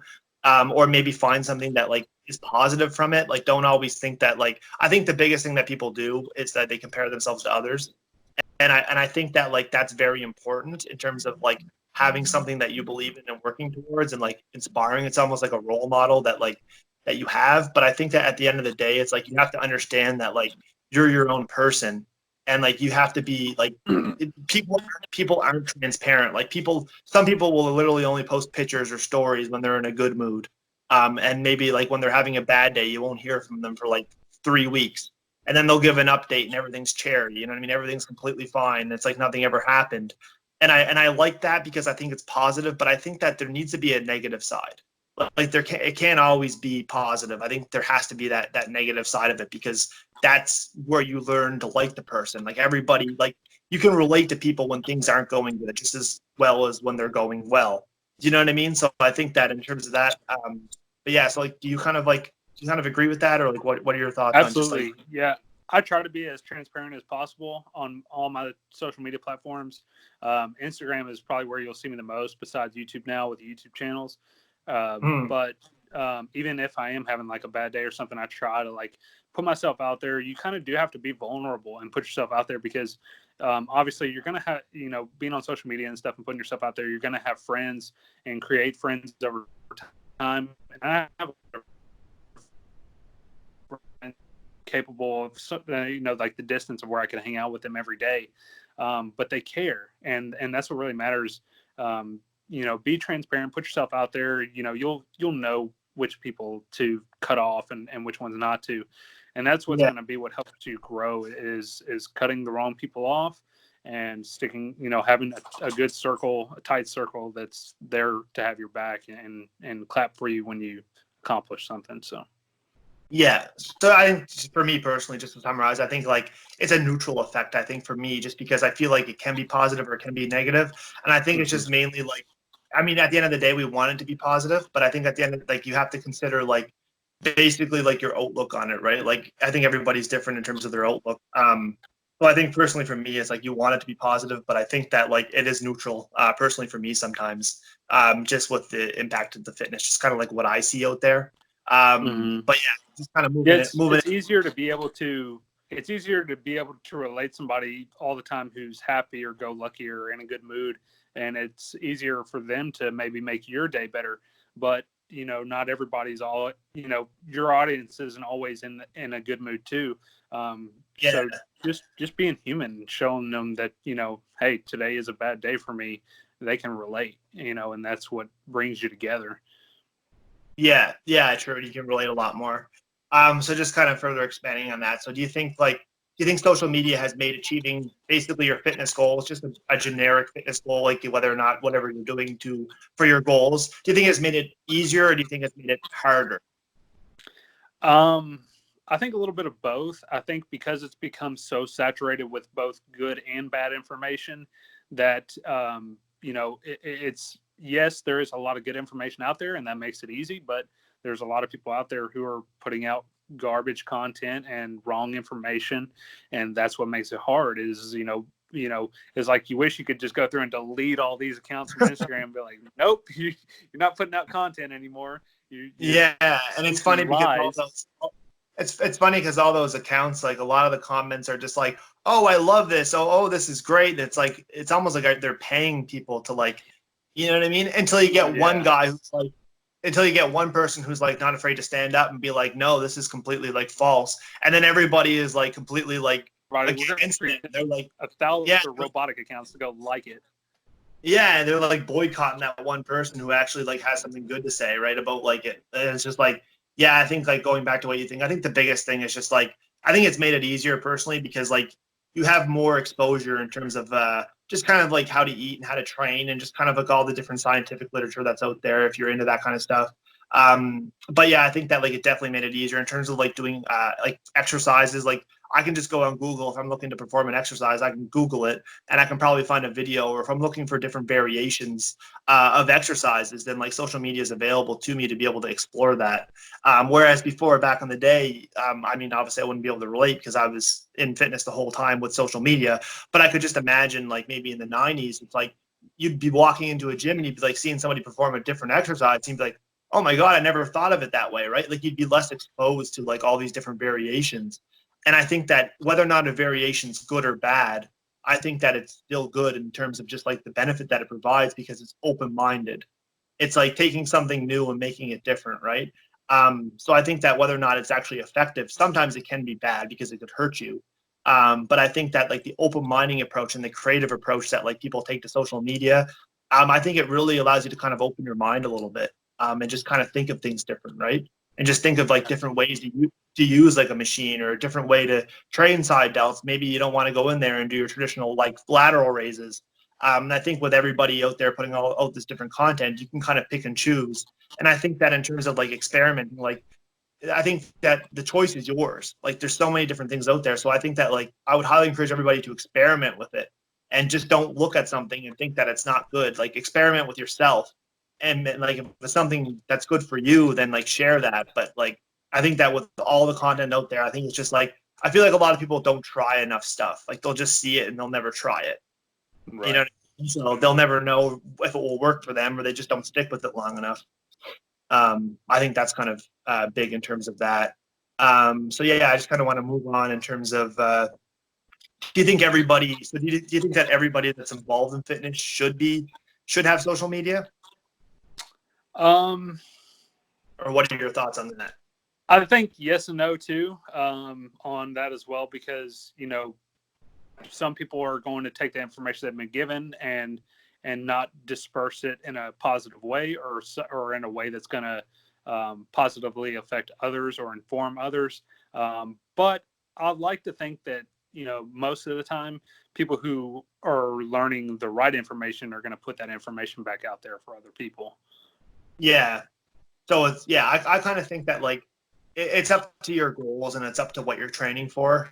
Personally, for me, it's like if you're just doing it for general fitness and stuff, it's like that's cool and that's great for you. But like in terms of sharing it on social media, it's like people only really want to share what they've achieved, right? Or like what they're doing and like exciting updates or whatever they're doing. So it's like in terms of like general fitness, it's like I feel like everybody has the choice, and whether or not you choose to share what you're going to share, I don't think you should be sharing it for other people. Do you know what I mean? I think you should be sharing it because you're proud of it. And right. Like that's something that you believe in. So in terms of me, it's like I have pictures on my, I don't know if I do, but I'm sure I probably do, of me being completely overweight. And it's like, I could have got one comment that said, oh my God, you look horrible, right? But at the end of the day, I showed like a difference of how much weight I lost. And I don't really care what they have to say. I wasn't sharing it. I wasn't putting it out there for people to comment on it. I was putting it out there because it's an achievement of mine. So I think that at the end of the day, it's like you have to be proud of what you share. And I don't think you should just share something because you want to put something out for social media. Exactly. So I think that's kind of different. So just to kind of quickly move into the content stuff. So in terms of like content, why is creating content important for you? As far as for me, I think creating content is important because it helps me inspire myself. Helps me want to aspire to inspire others, but also grow. I think that's the most important thing, is to keep growing. Yeah, it's almost like document your journey and kind of just develop into like the best version of yourself by kind of like documenting that and like sharing your experiences and just kind of like motivating people when maybe you weren't in the position to be motivated yourself. Absolutely. So I think because I mean, think about all the people that motivated you. Like, would you be where you are today if you didn't get exposed to social media? Like, you might have quit, you might have got demotivated, you might have not know what to do next. So I think it's just to be able to be that stepping stone to that next person, whether or not you're famous or not, or whether or not you've built an established brand. I think everybody has value. And I think that everybody can give back something. And with social media being completely free, like you have a voice, you have an area to be able to kind of express it. And I think that you can choose to do that or not. But I think that in terms of like motivating others, I think that's kind of why I put out content, is just to kind of like present my thoughts and my opinions. And I'm not saying everything that like necessarily I do is right, or but everything that I do is what I believe in. Yeah, exactly. Sorry about that. Something popped up on my phone. But yeah, just to kind of further expand, it's like I just put out content because I believe in it. Or there's different content that I go through and different phases that I go through where I might believe in something. And then if I find out like that's not true now, I'll be like the first one to admit it. You know what I mean? Like I'll admit my mistake. So that you can learn from it. Yeah, and I think that's important. I think a lot of people don't want to admit their mistakes, and they'll like delete a post or they'll do something. It's just like be accountable for like what you post and what you believe in. And like if something that you find out that you're promoting doesn't really meet your values, then you should be the first one. You know what I mean? You should be the first one to say, you know what, sorry guys, I have a change of heart with this. I feel like I was, you know what I mean? So I think that instead of having other people step in and be like, oh, well, I thought, you know what I mean? I think you need to be the first one. Absolutely, yeah. Check yourself and put yourself, you know, in correction, and allow others to see that too, so that they can be like, hey, well, you know, at least he's being transparent. Yeah, totally agree. So in terms of like just kind of going into like YouTube a little bit, because I know you just recently are starting to get your YouTube channel going about. So what kind of content do you think is important for your YouTube channel? Like how do you kind of structure your content for your channel? I think the type of content that's important for me is just what I'm passionate about, but also allowing others to see my point of view. So I like to do vlogs, which is basically, you know, I guess a way to define that is videoing everything that I do on a daily basis, or however long the video is for. But I guess a way like I kind of structure is I try to film on my days off, and give a lot of purpose to specific things. Like I don't want to make the whole video like too informative. I don't want people to have their brains too racked up on too much. I do like to try and keep it simple, but when I find specific things that need explaining, I'll go into it. Yeah, no, for sure. I think that's a good approach in terms of just like creating content, because at the end of the day, you're doing it for yourself, and like you want to be able to document that kind of stuff. So I think that's kind of good. And I mean, like it's also like fun too. I think people like forget that it's enjoyable. And I think they're too worried to put like structure into their YouTube videos and all this. And at the end of the day, it's like do it because you want to put the content out, not because you want to kind of like, you know what I mean, do it to kind of like raise your awareness on social media. So I think it's like being kind of because you want to, not because you have to. Yeah, and eventually, you know what I mean? If you're doing it because you don't want to, it's going to get old quick, and then it's not going to last long. So I think like from a sustainable approach, it's like just put out good content and content that you like and that you actually enjoy making. So I think that kind of works, and if people will gravitate to it, and people will like it, and people will learn from it. And if people don't want to watch it, then at the end of the day, you're not hurt because you're doing it because you enjoy it. So I think that's kind of my approach with creating content as well. I do kind of create like different streams of content. So I'll have content geared towards more value-based content, being just kind of like maybe fitness tips or just exercises for developing certain muscle groups, or just like I have a different series. So that will be kind of like one stream of content. And then next I do like a different kind of series. But yeah, I do more series, but I'm actually starting up a vlog actually myself. So I'm basically going to be documenting. So instead of just doing like, oh, here's 5 fitness tips for doing this, or here's 5 diet tips, or here's foods that I like, I'm going to transition more into still having that core content like that, where I'm just strictly providing value and people are able to kind of know what they're expecting with those type of videos. But now I'm going to go more into actually having an upload where I'm doing live workouts. I'm actually doing a vlog. I'm doing more of my personal life, so people can see that side of me as well. So if they don't like the content that I'm putting out here, maybe they like what I'm putting out here. So I think in terms of just having that different types of content, I think it's important. Just for where I'm at currently with my YouTube and stuff like that. Plus I like doing it too. So, but yeah, it's going to document my journey to the stage again. So that's something that means something to me. So I know that I'm going to be able to stick with it because I just enjoy doing it. So it's from an accountability standpoint, but also trying to like teach others my struggles and what I go through and like what it would take to actually prepare for a show. So I think that like it's a learning experience for me, but it's also being able to provide value to other people to see like what it takes and just like insights into what I'm doing on a daily basis. So that just so that kind of just summarizes my content, I guess. But I think that in terms of, so in terms of social media platforms, like which ones are you currently on, and like do you feel like it's important to be on every single one, or do you feel like it's kind of important to pick certain ones to focus on, or how do you feel about that? I do think it's important to focus on as many as possible, but really just be on the ones you want to be on the ones that interest you. I mean, I'm not too interested in Twitter. I am on Twitter, but it's not really my thing. I like it, but it's not really my go-to. I would have to say my go-tos are Instagram and YouTube are my biggest ones. And then I did create a TikTok because I used to love Vine. So I had to create a TikTok because mostly that's just going to be for personal enjoyment, watching videos, laughing, whatnot. But also to try and get out of my comfort zone and do something new and try to create content on as many different platforms as possible so that I can reach as many, reach a wider audience. So I do think it is important to try and get on as many platforms as you feel fit. But yeah, that's my take on it. Yeah, I think you should associate like with Instagram and YouTube. I think like those are the most relatable to like fitness, right? So I think you should focus on like whatever is like popping in like your area. So like since it's fitness related conversation in terms of just like that stuff, I think that's like Twitter doesn't necessarily make sense.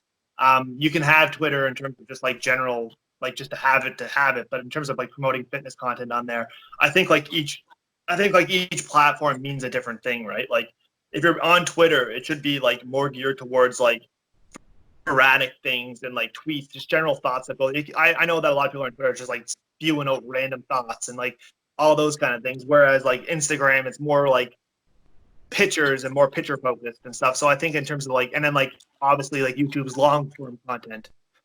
So I think that it's like important to pick the right ones that are going to get you to where you want to be, and really focus on those. I think a lot of people spread it out too thin and they try to focus on too many things at once. And I think that like one platform is going to grow. If you can get one platform to where you want it to be, it's going to positively impact the other ones. You know what I mean?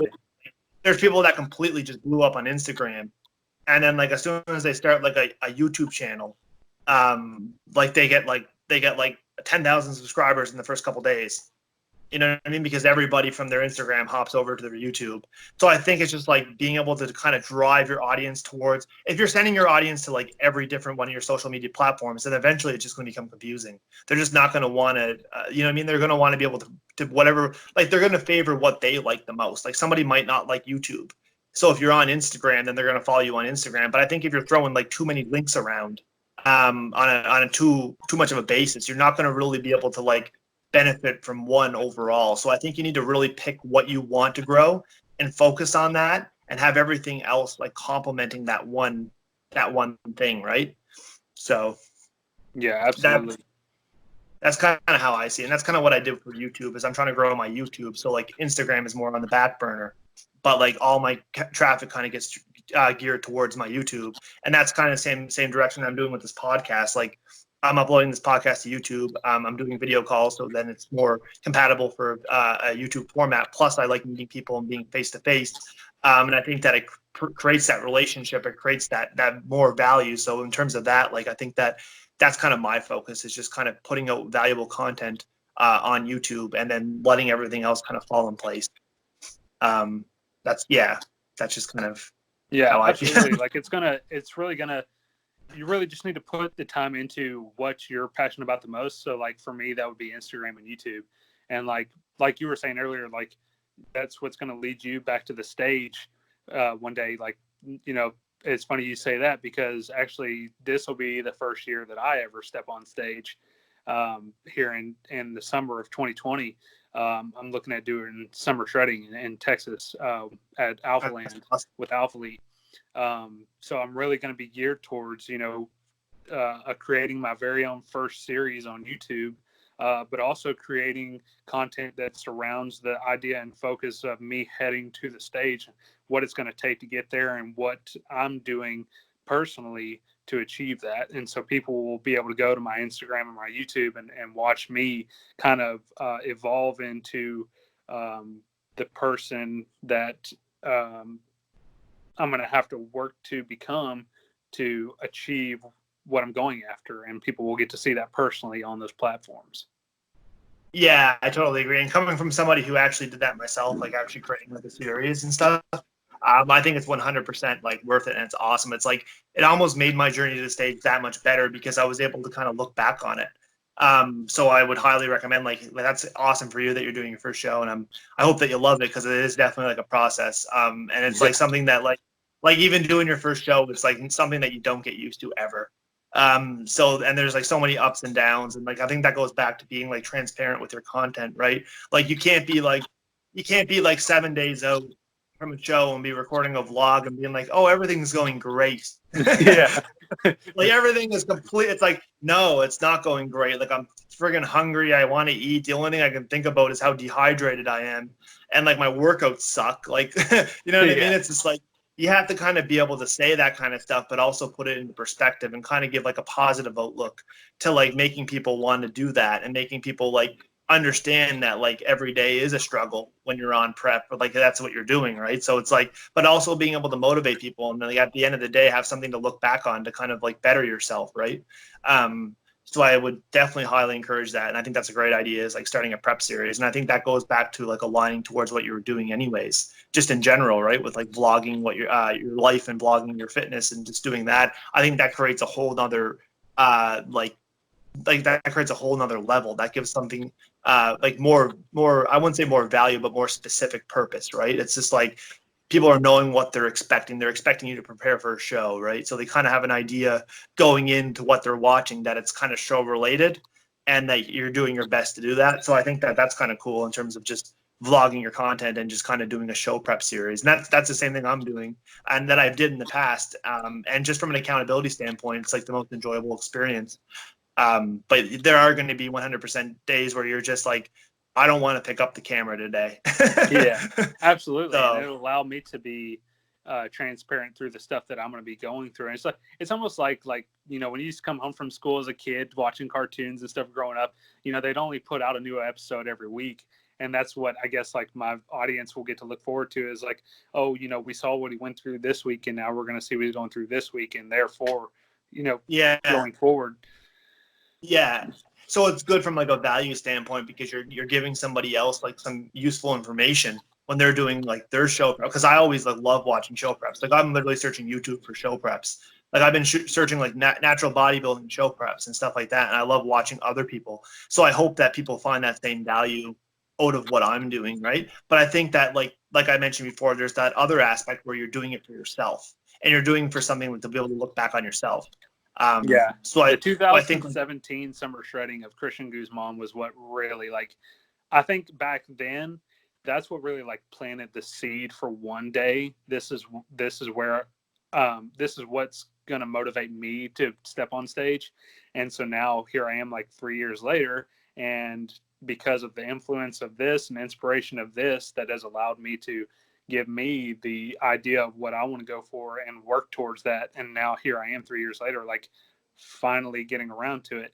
And it takes time, but the fact that that's come into fruition and is going to is coming to happen. It's coming sooner than later too, right? So, yeah. I know it creeps up with you. You'll be one time you'll be oh yeah, 11 weeks out, and the next thing you know, you'll blink and be like, oh wow, I'm 6 weeks out. You know what I mean? It just absolutely flies by. And especially if you're busy all the time and you're documenting it, it's just you just can't believe how fast it goes by. Yeah, I've actually been on prep for 4 weeks now, and I ended my powerlifting program probably around 7-ish weeks ago, and I'm already down 17 pounds. So we started at 235 and weighed in at 218 this morning. And it's just crazy to think and wake up and see myself like leaner and leaner. But really now, like if you look back at 7 weeks ago, the difference is huge. And to think of like how much further I have to go. Oh yeah, and like there comes a point where you're like, oh my God, I don't think I can get any leaner. But you can always get leaner. Like I remember when I was doing mine, I was like, I'd wake up and there'd be days like I just eventually started not recognizing myself, right? Like you get like diet face and you start like getting like, you know what I mean? You just completely look different, especially when you're getting that lean. So it's like, and you mean, yeah. So I mean, it's totally like a different you. You know what I mean? And I think documenting that, like when you come back on it, you'll be like, oh my God. Like, I can't believe, like, you'll look at pictures of you, like, maybe, like, 7 weeks ago and be like, I don't even look nearly like that. Yeah. So, yeah, I think that's totally awesome in terms of, like, starting a prep series. And I think that, like, it creates a lot of value. And in terms of just creating content, it's like going back to it's going back to the values that we kind of discussed with like putting content you believe in out, but also like doing it for yourself and making it enjoyable. And like you're only really putting those videos out not because you have a schedule, not because you have to put a video. It's because you want to put a video up. You want to like update people on your journey, and like you feel like if you're not putting a video, you almost feel like you're missing out on that value, being able to put that type of content out, right? So I think that like in order to do it, it takes a lot of wants. Like you really need to want it. And I mean, especially when you're so like busy and you've got like everything going on, the last thing you can do is just like film that content, right? So yeah, making time for it's hard, but I think going back to social media, it's like you just have to do it for the right reasons, right? So yeah.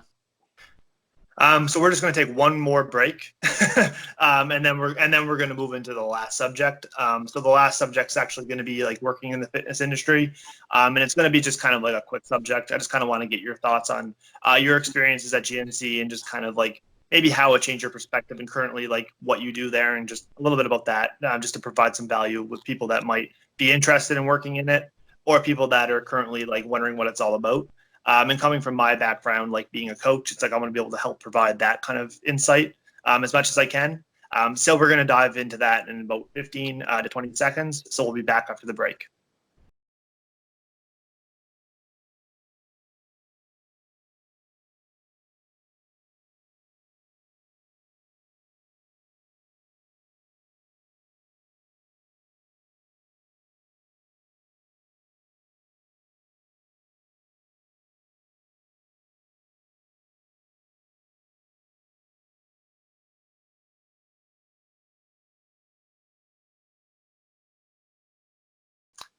All right, guys, so we're back after that quick little break. So now we're going to move into the last topic, which is working in the fitness industry. Like I said, this podcast kind of went on a little bit longer than I expected. It always does. I think I always try to keep it within an hour, and it kind of just like, I mean, I only did one so far, but that one lasted like 2 hours and 30 minutes. But yeah, so in terms of this, I just kind of wanted to make sure that everything that we're providing is value, and there's nothing that's just kind of like not a waste of time, because nothing's really a waste of time, but I wanted to make sure that the topics that we're discussing are relevant. So yeah, that kind of leads us into the next topic. So I just want to ask you, how long have you been actually working at GNC? So I've been at GNC for, let's see, it's about 7 months now. 7 months. So in terms of like, what made you, what interested you in wanting to work at GNC? Well, I was going to be able to work more closely with the supplements and products that I am familiar with, but also that I use on a daily basis. So obviously we all know Ghost is a GNC exclusive. But then on top of that, I actually ended up learning a lot more about products that were, GNC brand and things like that. So I became more informed and educated on things that are super important for everyday health, like multivitamins, probiotics, fish oil, and stuff like that. So that's really actually been eye-opening for me and enlightening. Awesome. So in terms of just what do you think the number one question you get asked? Do you find yourself like a reoccurring question that seems to come up when somebody's coming in trying to buy supplements? Yes. How can I lose weight? I think that tends to be the biggest thing. And with all kinds of walks of life, it's different for everybody. So that's where the real challenge comes in, is actually finding the right product for that customer. Trying to figure out which ones would be beneficial for them, and currently trying to figure out what they're currently doing with their diet. I think that has everybody knows the importance of being able to separate supplements and diet, and having a balanced, you want a good diet, and supplements are only going to complement a good diet, but everybody's different in terms of their goals. And I think that it's very interesting that you get to kind of help people pick out the supplements that are able to kind of boost their performance. So I think from that aspect, I think that's really cool. You're helping people achieve their goals by making it easier. You know what I mean? By facilitating. Because we all know how important protein powder is in terms of just not necessarily prioritizing in your diet, but we all have been in pinches of time when we're just we're not able to get a meal in, and having protein powder is absolutely key, especially if you're in a rush or you're on a quick break from work at lunch. So it makes it really convenient just to be able to get that protein in. I think with any supplement, I think it's just they all have their different reasons in terms of why people use them. But in terms of which supplements, so in terms of your supplement stack, as somebody who is new to the gym and just looking to get into fitness, where would you recommend that they start? I usually always start with probably what a lot of people don't know about it is what I was explaining earlier is multivitamins, probiotics, and fish oil. The reason why is because your multivitamins actually help fill in nutritional gaps. And let's face it, man, a lot of food out there nowadays is so processed, and we're really not getting a true good amount of nutrients out of the food we eat nowadays. So, multivitamins are going to help fill those nutritional gaps that you're not getting in your diet. Probiotics is going to help with your immune support, keeping your immune system strong, but also help with gut health. So I was going to say that I think that's the number one underlooked part, especially with bodybuilders and especially with people that are constantly force feeding calories and eating calories. I think a lot of people don't consider their digestive part. And I think that digestive health and gut health and just general stuff like that, I think a lot of people definitely underlook or overlook or whatever it is. They don't prioritize that and they don't think about it until it starts to become a problem. So yeah, just to kind of further expand what you were saying in terms of just the gut health and the probiotics, do you find that you sell a lot of those, or do you find that you recommend that a lot to a lot of new people that are? I recommend it to anybody and everybody, because more often than not, really a lot of us don't have very healthy guts, and anything that can help that is only going to benefit you. So yeah, I highly recommend a probiotic to anybody and everybody. What's your thoughts on kombucha? Have you ever heard of that before? Yeah, kombucha is good. The only downside to kombucha is that more often than not, it doesn't have a high enough level of what we call CFU strains, which is colony forming units of good bacteria. And you really want to have a high count. Really, your body needs in the trillions. And so if you're not consistently, taking several billion a day, you're never going to reach that trillion mark. And that's what's going to really have you at a healthy level of not only your immune support, but your digestive health and digesting all the food that you're eating and taking all, the optimal amount of nutrients out of the food that you're eating. I think another thing on that subject, I think that a lot of people, you can eat food and you can eat calories, but I think at the end of the day, it's how your body's able to use them. Not everything is going to be absorbed properly. And in terms of just finding the right foods that work best for you, you could eat protein or whatever kind of protein source you're eating, but it might not agree with your body, or your body just might not have a difficult time digesting it. So I think calories and macros are only as good as your body's ability to actually use them. So I think in terms of supplements, I think there's a lot of different things out there that will help. Is there any specific supplements that you would say that will help with absorption of nutrients? Yeah, probiotics, greens, and multivitamins would probably be my top three. Yeah, because I think that's another, besides gut health, I think absorption of nutrients and be able to facilitate that. Because a lot of people have a hard time with protein powder, right? Being able to digest protein powder, and they make that extremely digestive enzymes. Yeah, just they get really bloated and gassy. And that whether or not they're digesting it right, it all depends on. So it's being able to experiment with different protein powders. So yeah, that kind of like does it for the beginners. But in terms of like particular brands, is there any particular brands that you push more than others, or is there anything that you know what I mean? Like in terms of like, do you push Ghost because you believe in it? Or do you kind of just like, how do you go about that in terms of just like?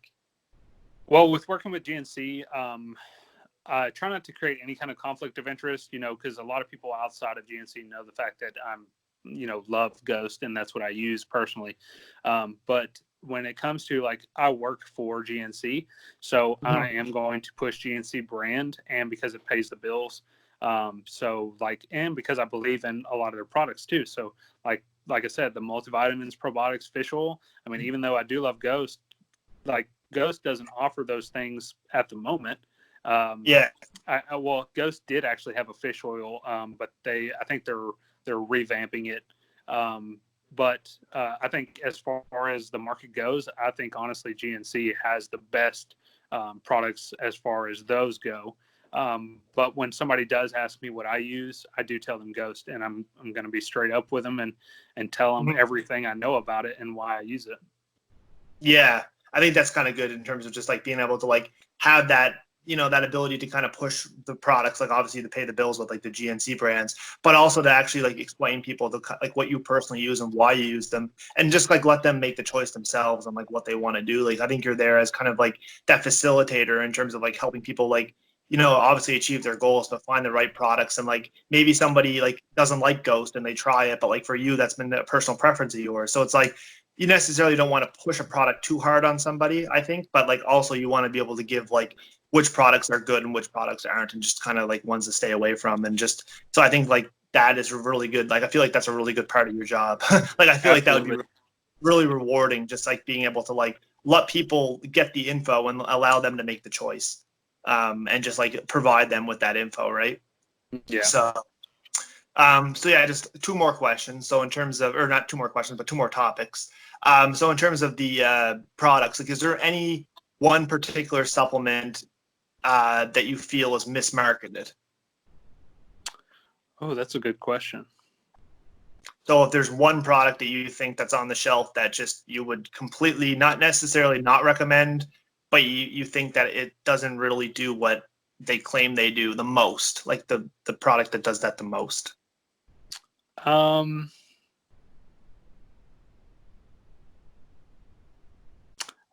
guess I really can't speak on that, because a lot of what I take works for me, and I haven't really for a while now taken anything outside of that. But I'm open to experimenting. I mean, I'm going to be loyal to Ghost. Obviously, I'm sticking with their brand as far as that goes. I do try stuff here and there. I get to sample alongside the customers and try stuff too. I will say there's like things that I don't like about certain products and brands, I guess.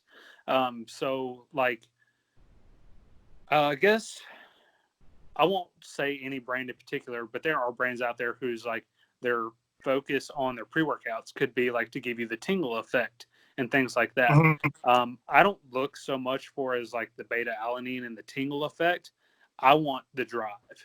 I want the energy. I want the drive. I want it to push me. It could be as mellow as you'll get out, taste wise and everything. But if it pushes me and I can hit that PR, or I can get those sets and reps in and check it off in the book, that's what I care about. Having a good workout that has good energy.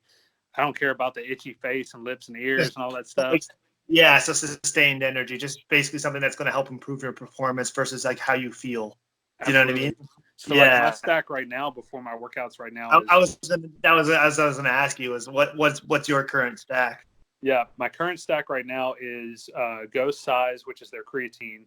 I'll do 1 scoop of it. I'll do a scoop of pre-workout, and I'll do a scoop of pump on upper body days. Now on leg days, I'll probably do a scoop to a scoop and a half of pre and creatine.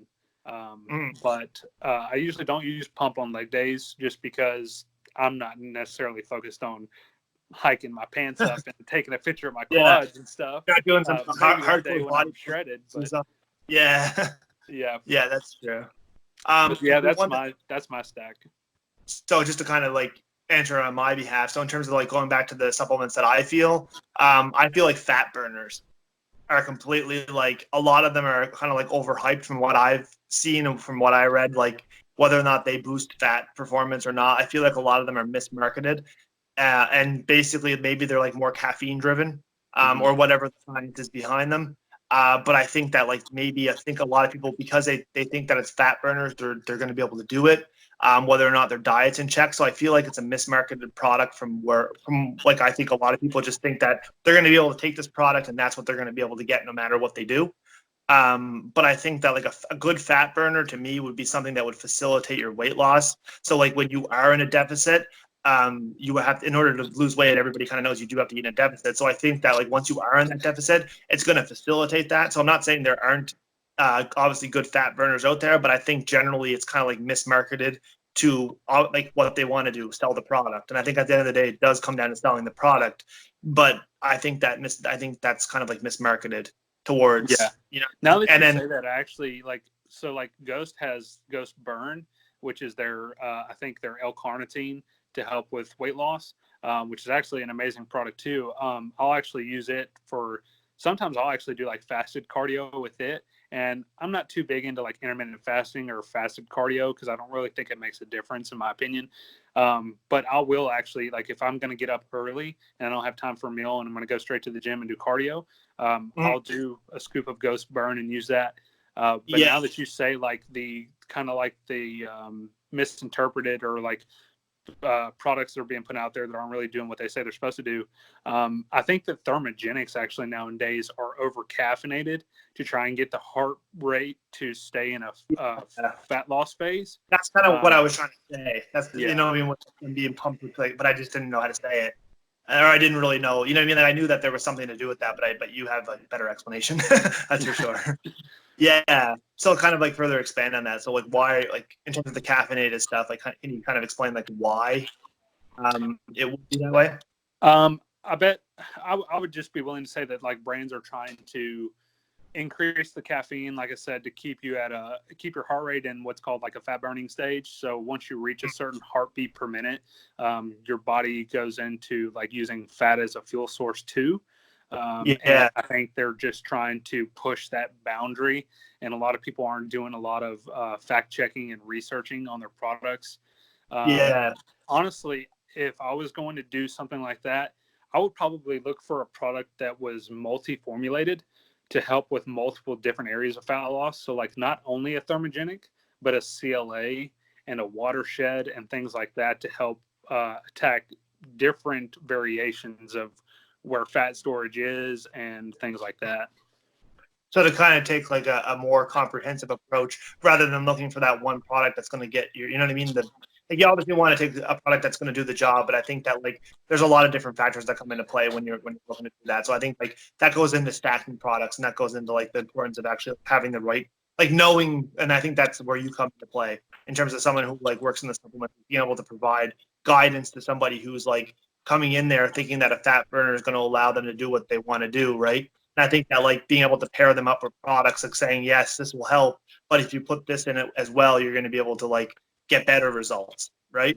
So I think it's like understanding that. I think that's very important. But yeah, that was the first thing that came to my mind was the fat burners. I've never personally taken them, but so to kind of go my stack, it's a protein powder, so I go with a whey. I used to use isolate, but now I go with a whey. I do creatine, I do glutamine, and I also do a fish oil and a multivitamin, and I'll use pre-workout. But I used to be dependent on pre-workout that like I used to be the only reason why I went to the gym sometimes. And I think that that's good because that's what a pre-workout's supposed to do. It's supposed to help like not necessarily get you to the gym because there's a lot of other benefits for that. But for me, it was like as soon as I took pre-workout, I 100% wanted to go to the gym. So like I was no longer on the fence about going. I was like, now I got to go, right? And like it made me like it pumped me up, obviously, right? But I started becoming too dependent on it, and I think like a lot of people are dependent on caffeine. But I think that like it made me become too dependent on it to the point where like I was only working out because I was taking pre-workout. So I started laying off of it. And I started just I actually took a break from it altogether for a couple of months, and I didn't take anything. I would just stick to my coffee, and my black coffee, what I would do every day. And that would be my caffeine for the day. But overall, like what I did was I just took a break, and then now I started slowly incorporating pre-workout again. And I've been taking it more on the more demanding days. So days that I'm training like where they should be, right? Like I don't feel like pre-workout's a product you should always take every single day. And I think I forgot to mention too, like I do a multivitamin, I do a prebiotic, a fish oil, and I do whey as well. So those are all like, you know, as you can see, like we're taking, you know, similar products, but not just because of them being similar, but what they have to offer for us.